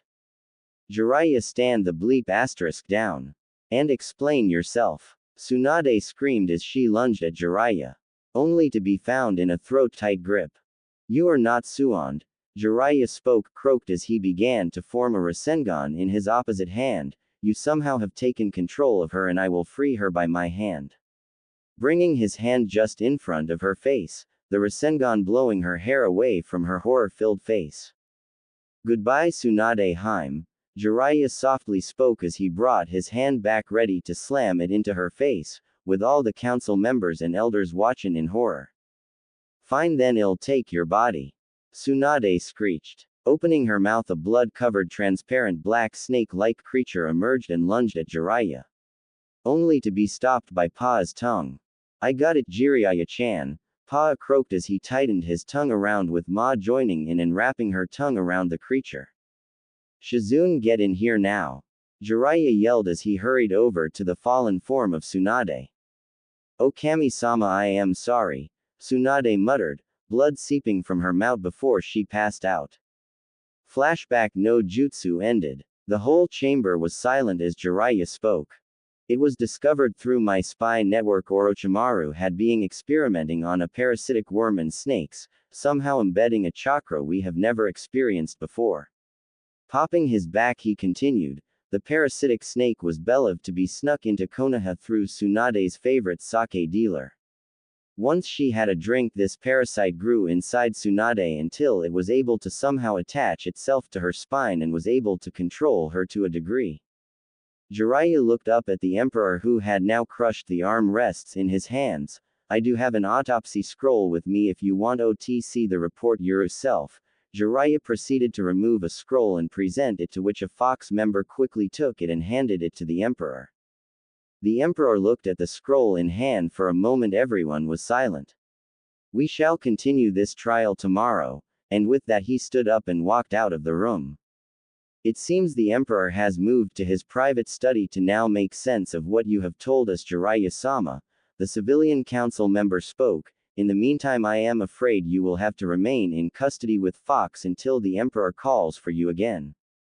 Jiraiya nodded sadly but still asked, can I see Naruto please? It was Fox who spoke, only if the Emperor allows it, and with that Fox shunshined Jiraiya away to the Imperial Palace's dungeon. After the council members had left the throne room and Yuki and Yami were the only ones left, they sealed the room up and made their way over to Naruto's private study. Upon entering, they found him slumped over his desk, his mask and kabuto dropped on the floor, carelessly reading the scroll given to him by Jiraiya. Hey Chibi, everything okay? Yami asked as he placed his hand on Naruto's shoulder. Naruto turned and looked at both of his older sibling, tears running down his face, and choked out, I don't know what to do, guys. Imperial Palace's dungeons. Jiraiya was brought and personally guided by his two Fox guards down to the palace's dungeon, where after a few minutes of assisted walking they finally reached his cell. Waiting by the cell door was two royal guards, and the moment Jiraiya was in front of the doors, a guard slapped a tag onto his chest. Jiraiya could only watch as the tag's ink began to spread across his clothes before sinking in and sealing itself onto his body. He was informed that dinner would be served in a couple hours before the guards locked up left him alone to his own thoughts. Jiraiya was not happy as he began looking around his prison cell. Jiraiya noted the plain bed, chair, table, which were all bolted and sealed to the floor. The basic bathroom necessities were present, though there would be no privacy as he suspected. He sat down on the chair and summarized that this type of cell would be used for those deemed important but not VIP important. Leaning forward and resting his elbows on the desk, he brought his hands up to support his face and began to reflect on his plan.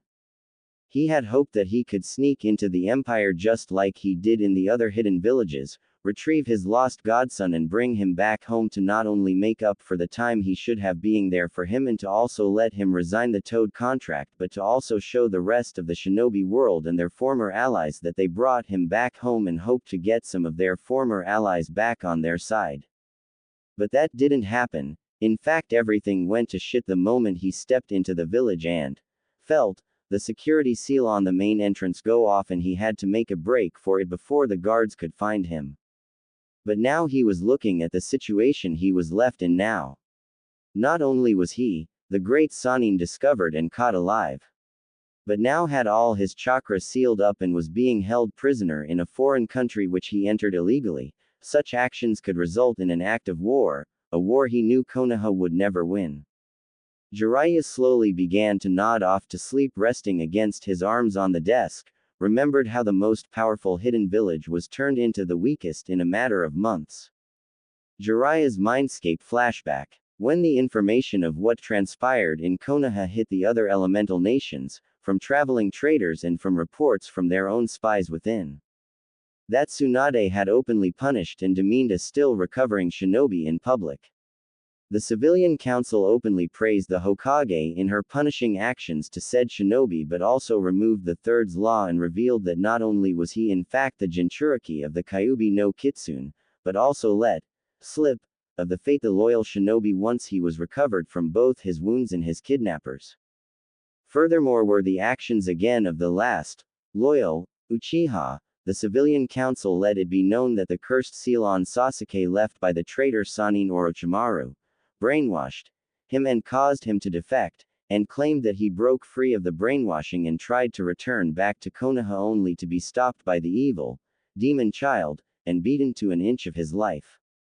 Though the medical files of Uchiha Sasuke were edited by the civilian council to show all the injuries sustained by the demon child, no report, be admission or medical, was shown of the entire recovery team, and specifically all of Uzumaki Naruto's medical report for the mission was mysteriously lost in a fire accident in the archives. The outcry of the nations was immediate, as each major nation made their own decree on the now missing shinobi and the very valuable missing Jinchuriki. The Yondaime Reikage openly stated to his own forces that should the two kidnappers known only at the time as Yami and Yuki and the Jinchuriki Naruto be seen by any of his shinobi forces, they were to grant all three immediate political and shinobi protection and permission to enter Kaminari no Kuni and be granted asylum with the option to join their village Kumogakure and to give Naruto assistance in training with his Biju. Even as going as far as secretly allowing his own Jinchuriki Yugito Ni and the Reikage's own adopted brother Killer Bee out on search parties. Though it should be noted that after 3 search party attempts that Killer Bee was given an iron claw to the head and a full thrashing followed by a lariat by his older adopted brother A as he snuck off during one search to attend a rap concert in a neighboring town and was henceforth never allowed to leave the village again. Iwagakure simply chose to hunt them down and collect the bounty from them, as a very large bounty had being offered on Uzumaki Naruto being captured alive by an anonymous client. Though when the two Iwa Jinchuriki living in seclusion Roshi and Han were informed, they took off on their own to try find a wayward brother, and look throughout the Tsuchi no Kuni and have since not being seen or heard of. Kurigakure also took the same approach as Kumogakure and offered asylum to the three should they ever need assistance or sanctuary. Though with the current mess of things in their own village by the previous actions of the controlled Yondaime Mizukage Yagura, and the loss of the Sanbai in a failed attempt by the remaining loyal forces of Yagura by sealing the Sanbai into captured Konoha Kunoichi Rin and having her lose control in her home village but being unable to prevent her from killing herself by her teammate Kakashi when an opportunity presented itself. Their second Jinchuriki Udakadia is still considered Miya in Mizu no Kuni. The new Godime Mizukage Terumi Mei took the reconstruction and unification of her village and surrounding areas, including the search for their own missing Jinchuriki and locating the site of the Sanbai's resurrection, as a more pressing concern than looking for 3 missing shinobis for the time being. Sunagakure was a different matter altogether.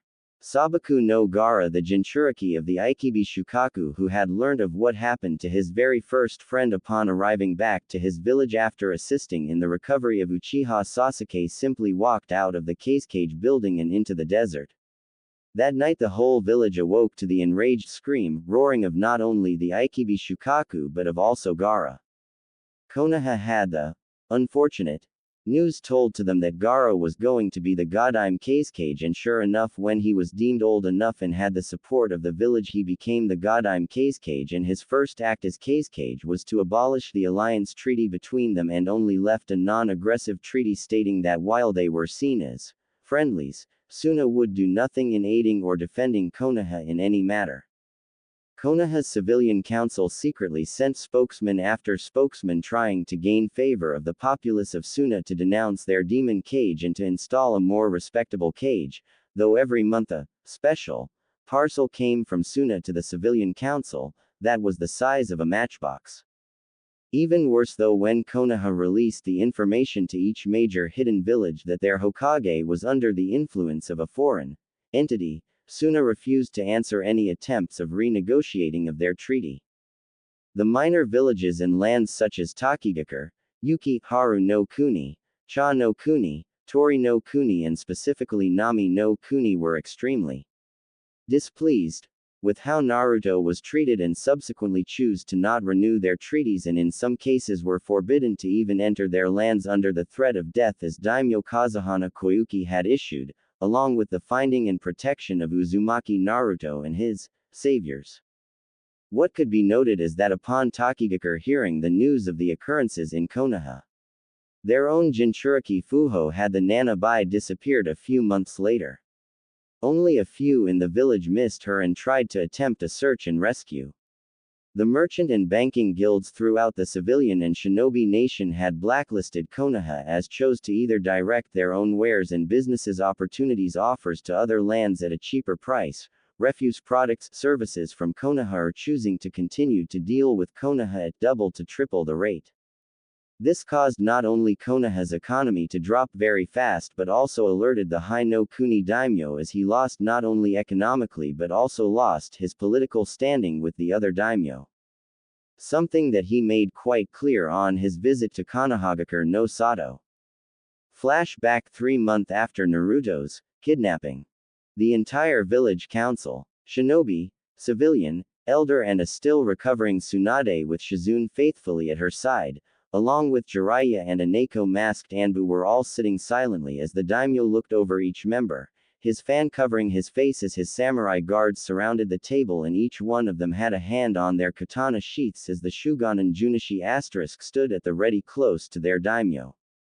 So can anyone tell me why I have not only lost my standing with the other daimyo but lost over 60% of revenue to Hai no Kuni? The daimyo calmly but furiously asked. He looked over everyone. But before Tsunade or the elders could speak, a female civilian council member stood up and beat them to it. Daimyo-sama, the only person at fault here is the demon child Uzumaki Naruto. All the shinobi in the room turned their gaze to her and though they couldn't emit their ki to her for fear of retaliation against the daimyo's guards, the look in their eyes said all they needed to say. The demon child has gone and brainwashed them all with deceit and lies about our proud and wonderful village and nation. Brushing her pink hair from her asterisk cough billboard cough asterisk brow she gave the daimyo a sweet smile. The only way we can recover from this is to find and kill the demon child. Then all he has done will simply wash away and we shall be seen as a wonderful loving place again. The civilian side of the council broke into applause while everyone else in the room remained silent. It was a tense minute while everyone watched the daimyo's face go from a healthy color to a rage-filled red. "You stupid sow!" he roared at the stunned council members, causing said standing member to fall onto her chair. Uzumaki Naruto had nothing to do with it and you know it. Stomping over to the now seated and shaking council woman, he slammed his hands down onto the table. "I have done a very thorough investigation with my own Shugonin Junichi and the results were very unsatisfactory. Haruno Sayuri." The daimyo's face now blood red as his veins started to show and truly intimidated Sayuri. "Daimyo-sama," Tsunade said weakly, Shizune at her side helping her stand and gently healing her with the Shozen Justu asterisk. "Any and all fault should fall onto me." Pushing Shizune aside, she tried to bow before him, having to rest her hands against the table to do so. "If I had only being more careful."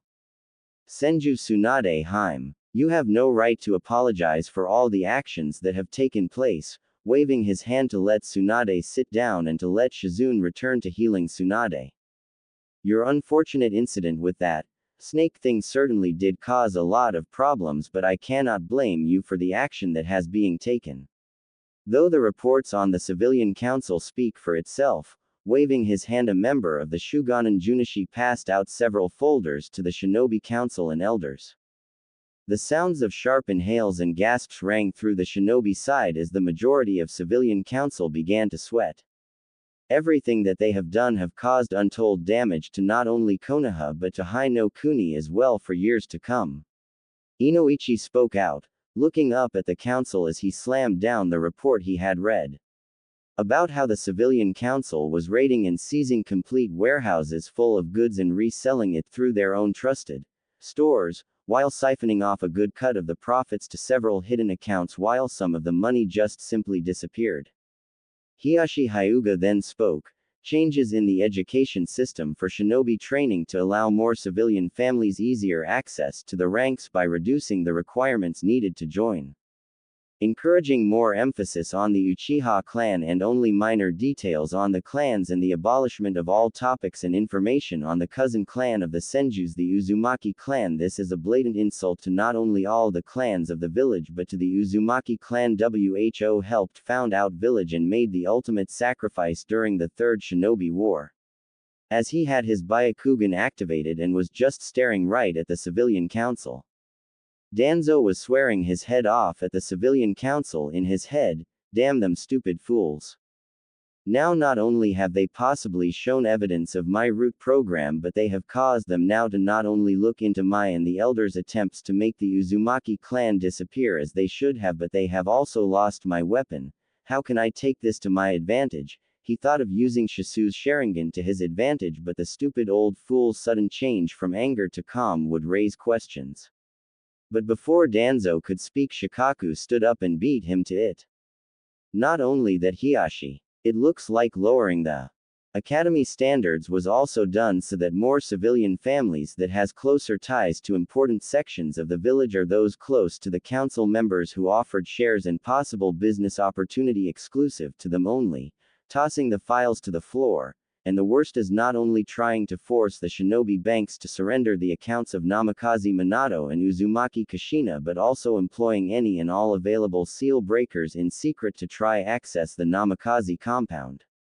Quote. He screamed. If Danzo was pissed, he was furiously pissed off now. They left a paper trail. He roared in his head as he gave the civilian side of the council a death glare. I have been trying to get inside that compound and claim all the Yondaime's jutsus, and they may have now blown it. He thought bitterly. The room suddenly went dead silent as Jiraiya started to laugh out loud and gain everyone's attention. Seriously? You tried to hire any seal master to break my students' seals? How stupid can you be? Laughing, he moved closer to the table and laid the folder he was reading onto the desk and gave the entire room a serious glare. You do know the seals are blood-locked and any attempt to break them will cause the entire sealed perimeter to collapse on itself and cease to exist. And furthermore, how dare you try and access their bank accounts? They have been set up for a reason. And to be left out of your greedy hands, with that. It was then that Haruno Sayuri gained enough courage to speak again. We have to get access to them. Our beloved Yondaime Hokage left all his finances behind when he saved us from the Kyuubi. With those funds we could expand and grow this village to a greater level of prestige. Danzo was only thinking how the finances of the late Yondaime could be used to expand and empower his own route, while the pink-haired howler monkey kept screaming. And that horrible monster of a Kunoichi Uzumaki Kushina was rumored to be the heir of Uzushio Gakure *. And has had the entire village's funds to herself. But because of the stupid shinobi banks, both accounts that now sits unused and untouched, collecting interest from the banks and the investments throughout not only Konoha but throughout Hai no Kuni they made together. Jiraiya thought to himself as she ranted and raved, is she really that stupid to not be able to connect the dots and see that both Minato and Kushina were doing all the investments together? Let alone they were dating each other. Must be a fangirl thing. Meanwhile at the Konoha hospital, Sakura, who was fawning over the currently unconscious Sasuke, sneezed. Oh, Sasuke-kun must be dreaming about me, she squealed to herself as she watched said person sleep. Back to the council room. It was then the representative for both the shinobi and civilian banks, who had traveled from with the daimyo, stood up. As it has been said to you many times, council member, the accounts of the deceased Namikaze Minato and Uzumaki Kushina are to be sealed until their heir comes to claim them. Haruno Sayuri went to scream in objection, but a loud cough from the daimyo silenced her instantly. If the accounts in question have not been claimed in the span of 30 years, then the funds inside them will be transferred to the Hokage's Village Trust Fund, where the leader will decide where the funding will go as stipulated in our terms and conditions upon signing the contract to open an account in this land. Sitting back down and ignoring the death glare from Haruno Sayuri. The room went deal silent for a moment until Danzo spoke. So the compound, the treasured items and finances of our beloved Yondaime Hokage are lost forever.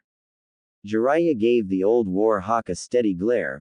Oh no, they aren't lost, they are simply sealed away until the day that the Yondaime's son should return. But thanks to you idiots, I doubt. Jiraiya. The two elders Kaharu and Homaru screamed out together. That is a triple S rank secret and no one must know. This intrigued everyone's interest, especially Danzo and the daimyo. Also young Minato-sama and Kushina-chan did have a child. The daimyo asked hopeful as he was informed the dreaded night that he and his pregnant wife had died the night of the Kyuubi's attack. The entire council room was shocked into silence, even the howling cough pink monkey cough Haruno Sayuri, but that pleasure was only short-lived. He choose another woman over me. She screamed and now was trying to plan how to get her daughter to fawn all over his legacy. I will get the life I deserve. Jiraiya looked directly at the daimyo, showing the lonely sadly in his eyes only to him. Yes, sire, and it's my unfortunate responsibility that thanks to them, pointing to the civilian council and ignoring the pleas and demands of Kaharu and Homaru, that Uzumaki Namikaze Naruto is now no longer in this village. And what seemed to be for a second time, the entire council room was silenced. Haruno Sayuri was doing a wonderful impression of a goldfish out of water opening and closing her mouth. This is impossible, a rather fat civilian called out. If we know Yondaime-sama had left a child, we would have made sure that everything the child wanted was given to him. Finally a new voice rang out through the room. Aburame Shibi, who for the first time in the knowledge of the current council members stood up and spoke. Just like the logical choice you have done with Uchiha Sasuke. Realization hit in instantly for the shinobi and took a bit longer for the civilian council to not understand, so Aburame Shibi explained. If young Uzumaki-san had in fact being told of his heritage and addressed as Namikaze-sama, raising his finger at the civilian side, logic would dictate that you all would have done anything within your power to not only win favor with him but to try and ensure that your own personal goals were met before his own. And highly likely to arrange marriage contracts with civilian women to ensure you could hold on to his power and wealth. The civilian council side snorted in disagreement, but for all the women and male members who had daughters were now trying to figure out how to convince their children or themselves to seduce and rob Uzumaki Namikaze Naruto of everything that he was to receive. Turning his finger to the three elders, you three would have acted the same way as you have to young Uchiha-san, need I say anything more logical?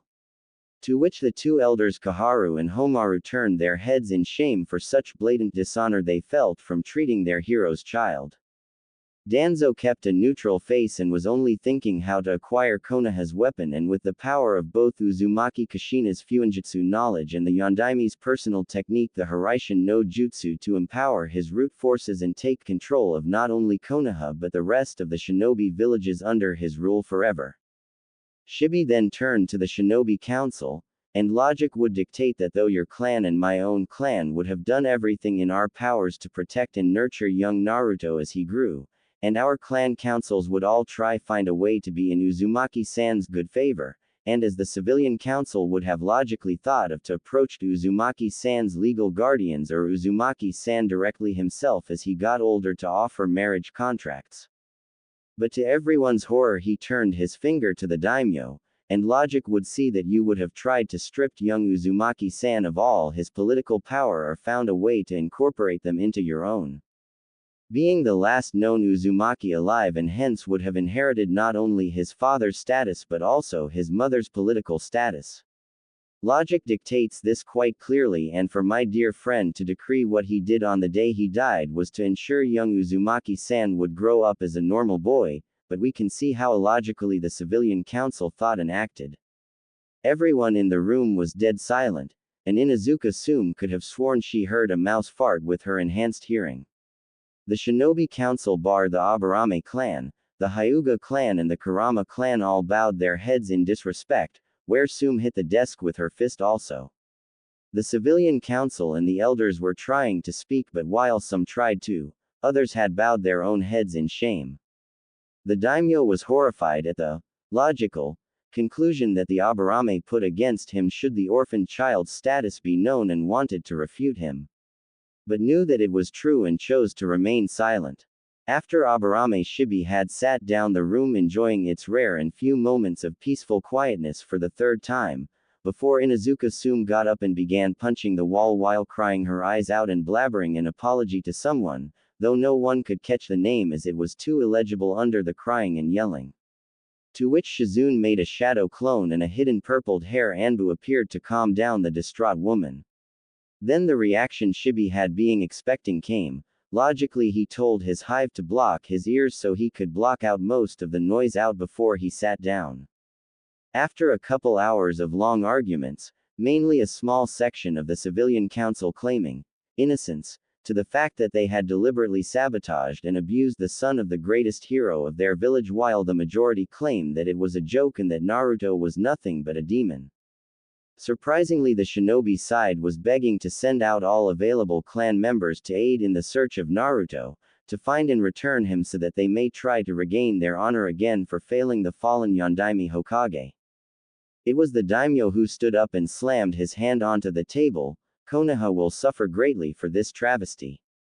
And with that turned around and left with his guards and other dignitaries.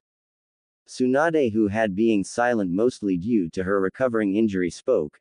Everything that has happened in this council room will be regarded as a triple S rank secret. Should anyone reveals what happened in here to anyone outside, there will be no trial, no court case, nothing. I will simply have you killed where you stand. Status B. And with that she got up and walked away. Slowly one by one the council members left and returned to their homes or clans. Some to inform them the importance of finding and returning Uzumaki Naruto back home to Konoha, where other civilian members got together and tried to plan how to force the demon child to remain in Konoha long enough so that they may have enough time to raid the Yondaime and his wife's wealth and power, and to ensure that the demon brat's legacy runs solely through their family only. It was until Tsunade returned to the Hokage private living quarters in the Hokage Tower with Shizune that she dropped to the bed and broke down crying. Shizune too had tears running down her face as she tried to keep up with healing Tsunade. While Jiraiya stood outside the door of said room, his own tears running down his cheeks as he swore on his life, "I will find you and bring you home, Naruto." Flashback ends. Jiraiya was brought back to reality as the guard banged against the prison's door bars and pushed forward a tray of food onto the shelf on the door. "Eat it before it gets cold and please keep any noise to a minimum," before walking away.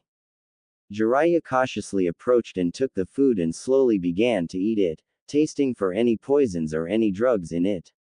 Once he was sure that it was safe, he consumed it all. Smirking after he ate, he let out a loud belch to annoy the guards before proceeding to go to bed and sleep. Later that night, Jiraiya was standing up looking into the mirror and what light that was being shined from the weak light bulb as he tried to inspect the seal on his chest that wrapped around his body. "Blasted seal," Jiraiya complained as he tried to access his chakra but could feel the seal instantly drain Jiraiya of it and give a burning sensation through his chest. Deciding he had enough information about its design and structure, he returned to the chair and desk and with the paper and pencil provided he began to draw a rough sketch of what he could see of the seal.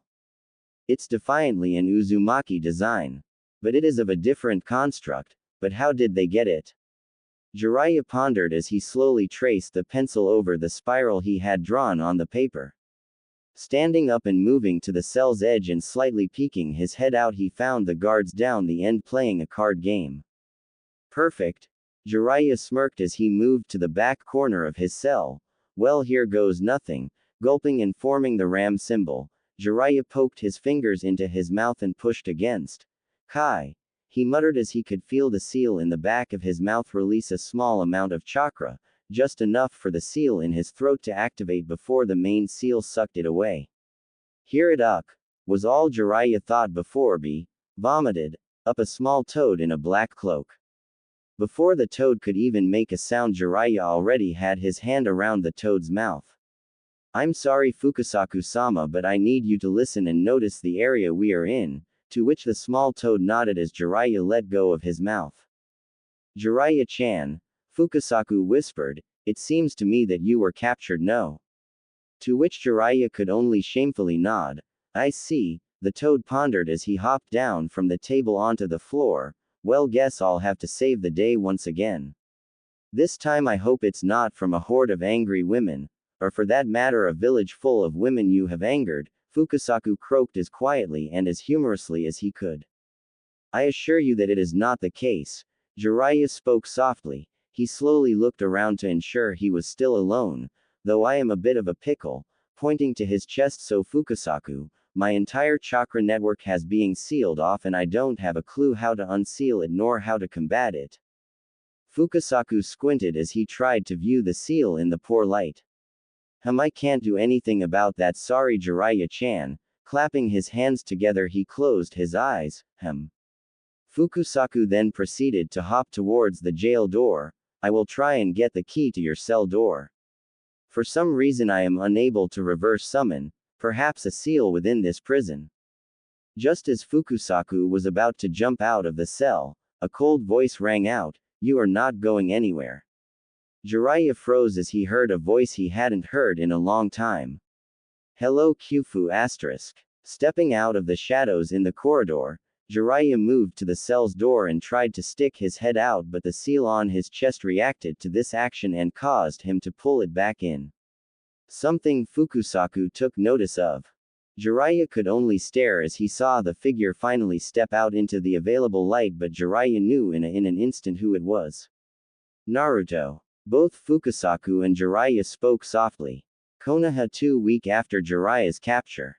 Tsunade was extremely worried. Jiraiya had missed his call-in message a week ago and now feared she had lost someone else dear to her heart. "You stupid oaf. You better be just checking in late. I don't know what to do if you were gone too," she muttered to herself as she finished filling out paperwork. Looking over the village she saw the state it was in now. Where over 10 years ago when she took office, the village was full of life and prosperity, now the village was a former shadow of itself.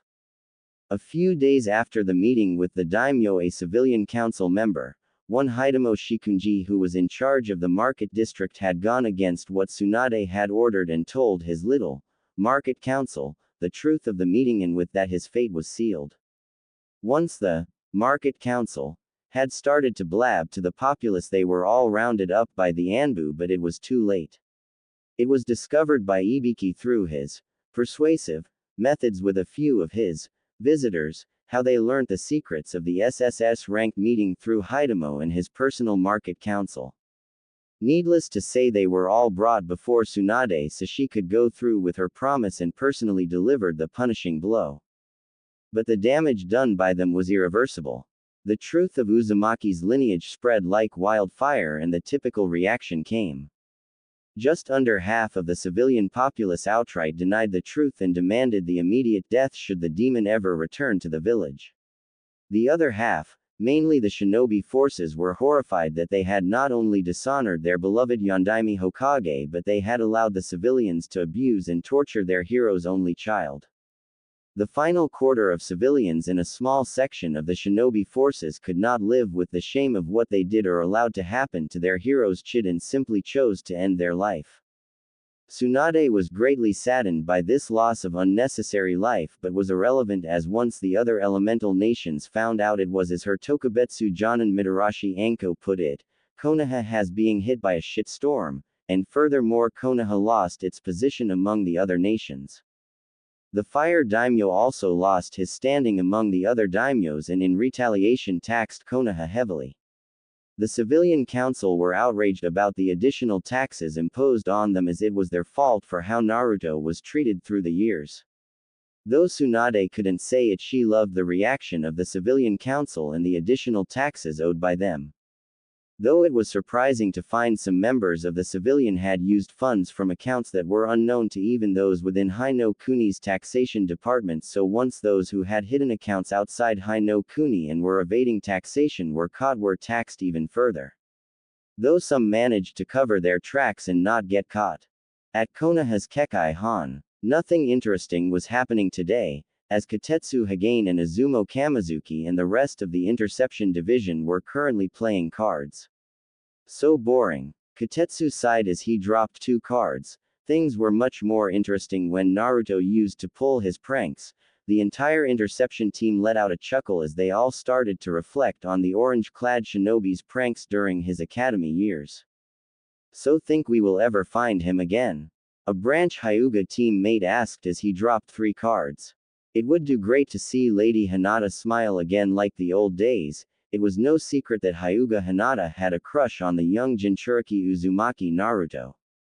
When the village praised and thanked Kami that he was gone, Hinata fell into a depression until after a clan meeting a year after her attitude changed after rumors she murdered an elder in cold blood after he bad-mouthed Naruto and the young heiress's love and adoration of him. And ever since that day the young heiress had turned from the sweet kind-hearted girl to a cold and generally uncaring Hyuga princess and soon-to-be clan head. Only her team and those who treated Naruto as a real person she showed emotion. Something that the Hyuga's branch members truly missed and wished to return. Okay ladies, shall we finish this game? Azumo smirked as he looked over his cards. I'm feeling lucky today, he sang as everyone prepared to show their cards. Code Red, I repeat, Code Red, a detection member screamed, alerting the interception team, who immediately jumped from their desk to the room.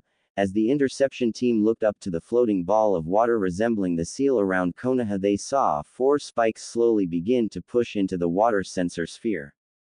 4 subjects approaching the village, 2 of them rank Jonin level. 1 cage, and the other is Biju leveled. Screamed the robbed man. Could Naruto have returned? Everyone in the interception team thought. Where are they headed? The Hyuga branch member asked as he activated his Byakugan to try and locate them himself. Targets are approaching the main gate. The robbed detection member seemed to ask himself. Estimated time of arrival, 25 minutes. Why are they taking so long? We better inform Hokage-sama, Kotetsu said as he tapped Azumo's shoulder, and both made a break for the Hokage Tower while the other members split off and headed to the Anbu HQ to acquire reinforcements to follow and prepare for any situation. Hokage office. Tsunade was smiling as she finally finished signing off the final paperwork and had retrieved a clear glass bottle from between her cleavage. Personally bottled sake after a long day of work. Tsunade smiled as she slowly began to drink from it. Hokage-sama, Azumo screamed as he burst through the door, only to receive an empty bottle to the head.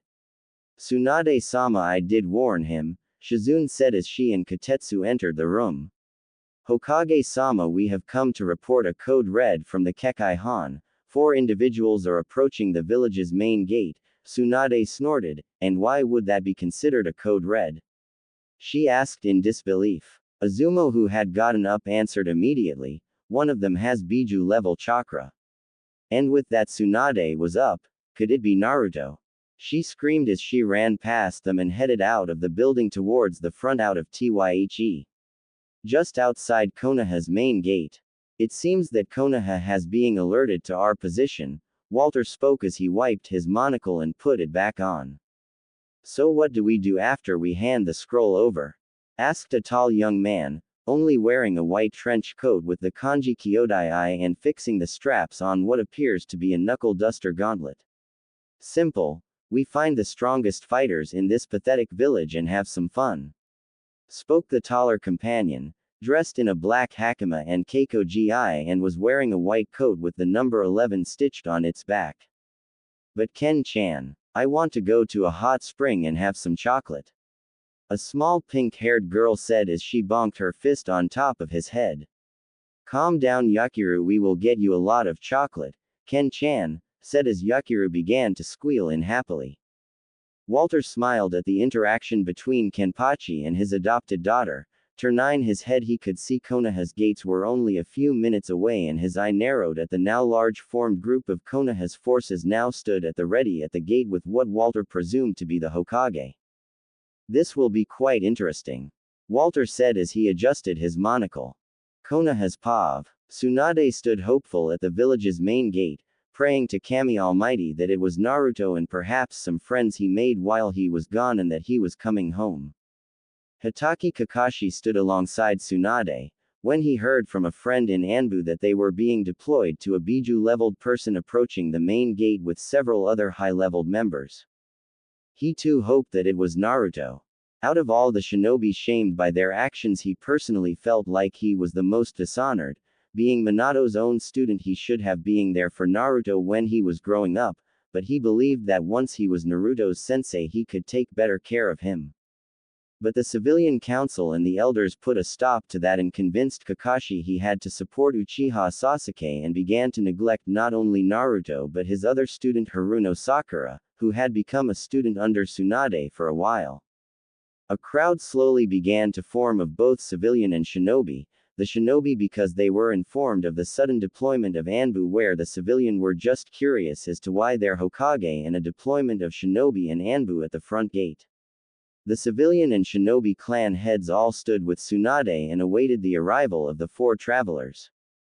Back to normal POV. It was a tense 5 minutes before the four travelers arrived at the front gate, and the Konoha group stood silently as the Hokage stepped forward, upset that Naruto wasn't with them but chose to welcome them anyway. "Greetings travelers and welcome to Konohagakure," she offered her hand towards the man wearing a suit and a monocle. "I thank you for meeting us Hokage-sama, I am Walter C. Dornez. To my left is Kenpachi Zaraki, leader of the 11th Legion, and his adopted daughter Yakiru Kusajishi." Kenpachi steps forward with Yakiru sitting on his shoulder. Grinning sadistically at Tsunade, he mocks a two-finger salute. "Greetings," where Yakiru giggled and waved. "Hello pretty blonde lady." Tsunade nodded and greeted them back but was slightly confused. The 11th Legion, who in the elemental nations has a legion? Walter then moved his hand to his right, and to my right is the second in command of the Kyodai Eyes Battle Monk Division, known as Second Brother. Second simply waved his hand giving a casual hello. "I don't mean to be disrespectful Walter-san, but may I ask why you are here?" Tsunade inquired, utterly confused of who they were or why they are here. "Oh yes, one moment Hokage-sama." Walter then pulled out a small scroll from his pouch. With both hands he passed it to the Hokage. She could see the intricate wax seal on the scroll and she knew in an instant it couldn't be good. "Under the orders of His Imperial Majesty, the Emperor has ordered myself, Kenpachi, Yakiru and Second Brother to personally deliver this message for you from the Emperor himself, and to inform you that the one known in this village as the Gama Sennin, one of the Densetsu no Sanin known as Jiraiya, has been captured and is to be trialed for crimes against our empire." Walter smiled as he handed the scroll over to the shocked Hokage. WH, what for? And what proof do you have?" Tsunade asked. "Oh Kami, please let the a cruel prank and that you're okay Jiraiya," Tsunade was screaming in her head. The crowd gasped in shock. Jiraiya was seen as a legend, not for his ICHA publications but for his ability to sneak into places undetected and being unable to being captured, but to hear that not only had Jiraiya failed but was captured alive. Walter smiled slightly sadistically as he pulled out Jiraiya's forehead protector with the Myobokuzan symbol etched into it and several strands of white hair. "Why, for the attempted kidnapping of our empire's beloved hero Uzumaki Namikaze Naruto."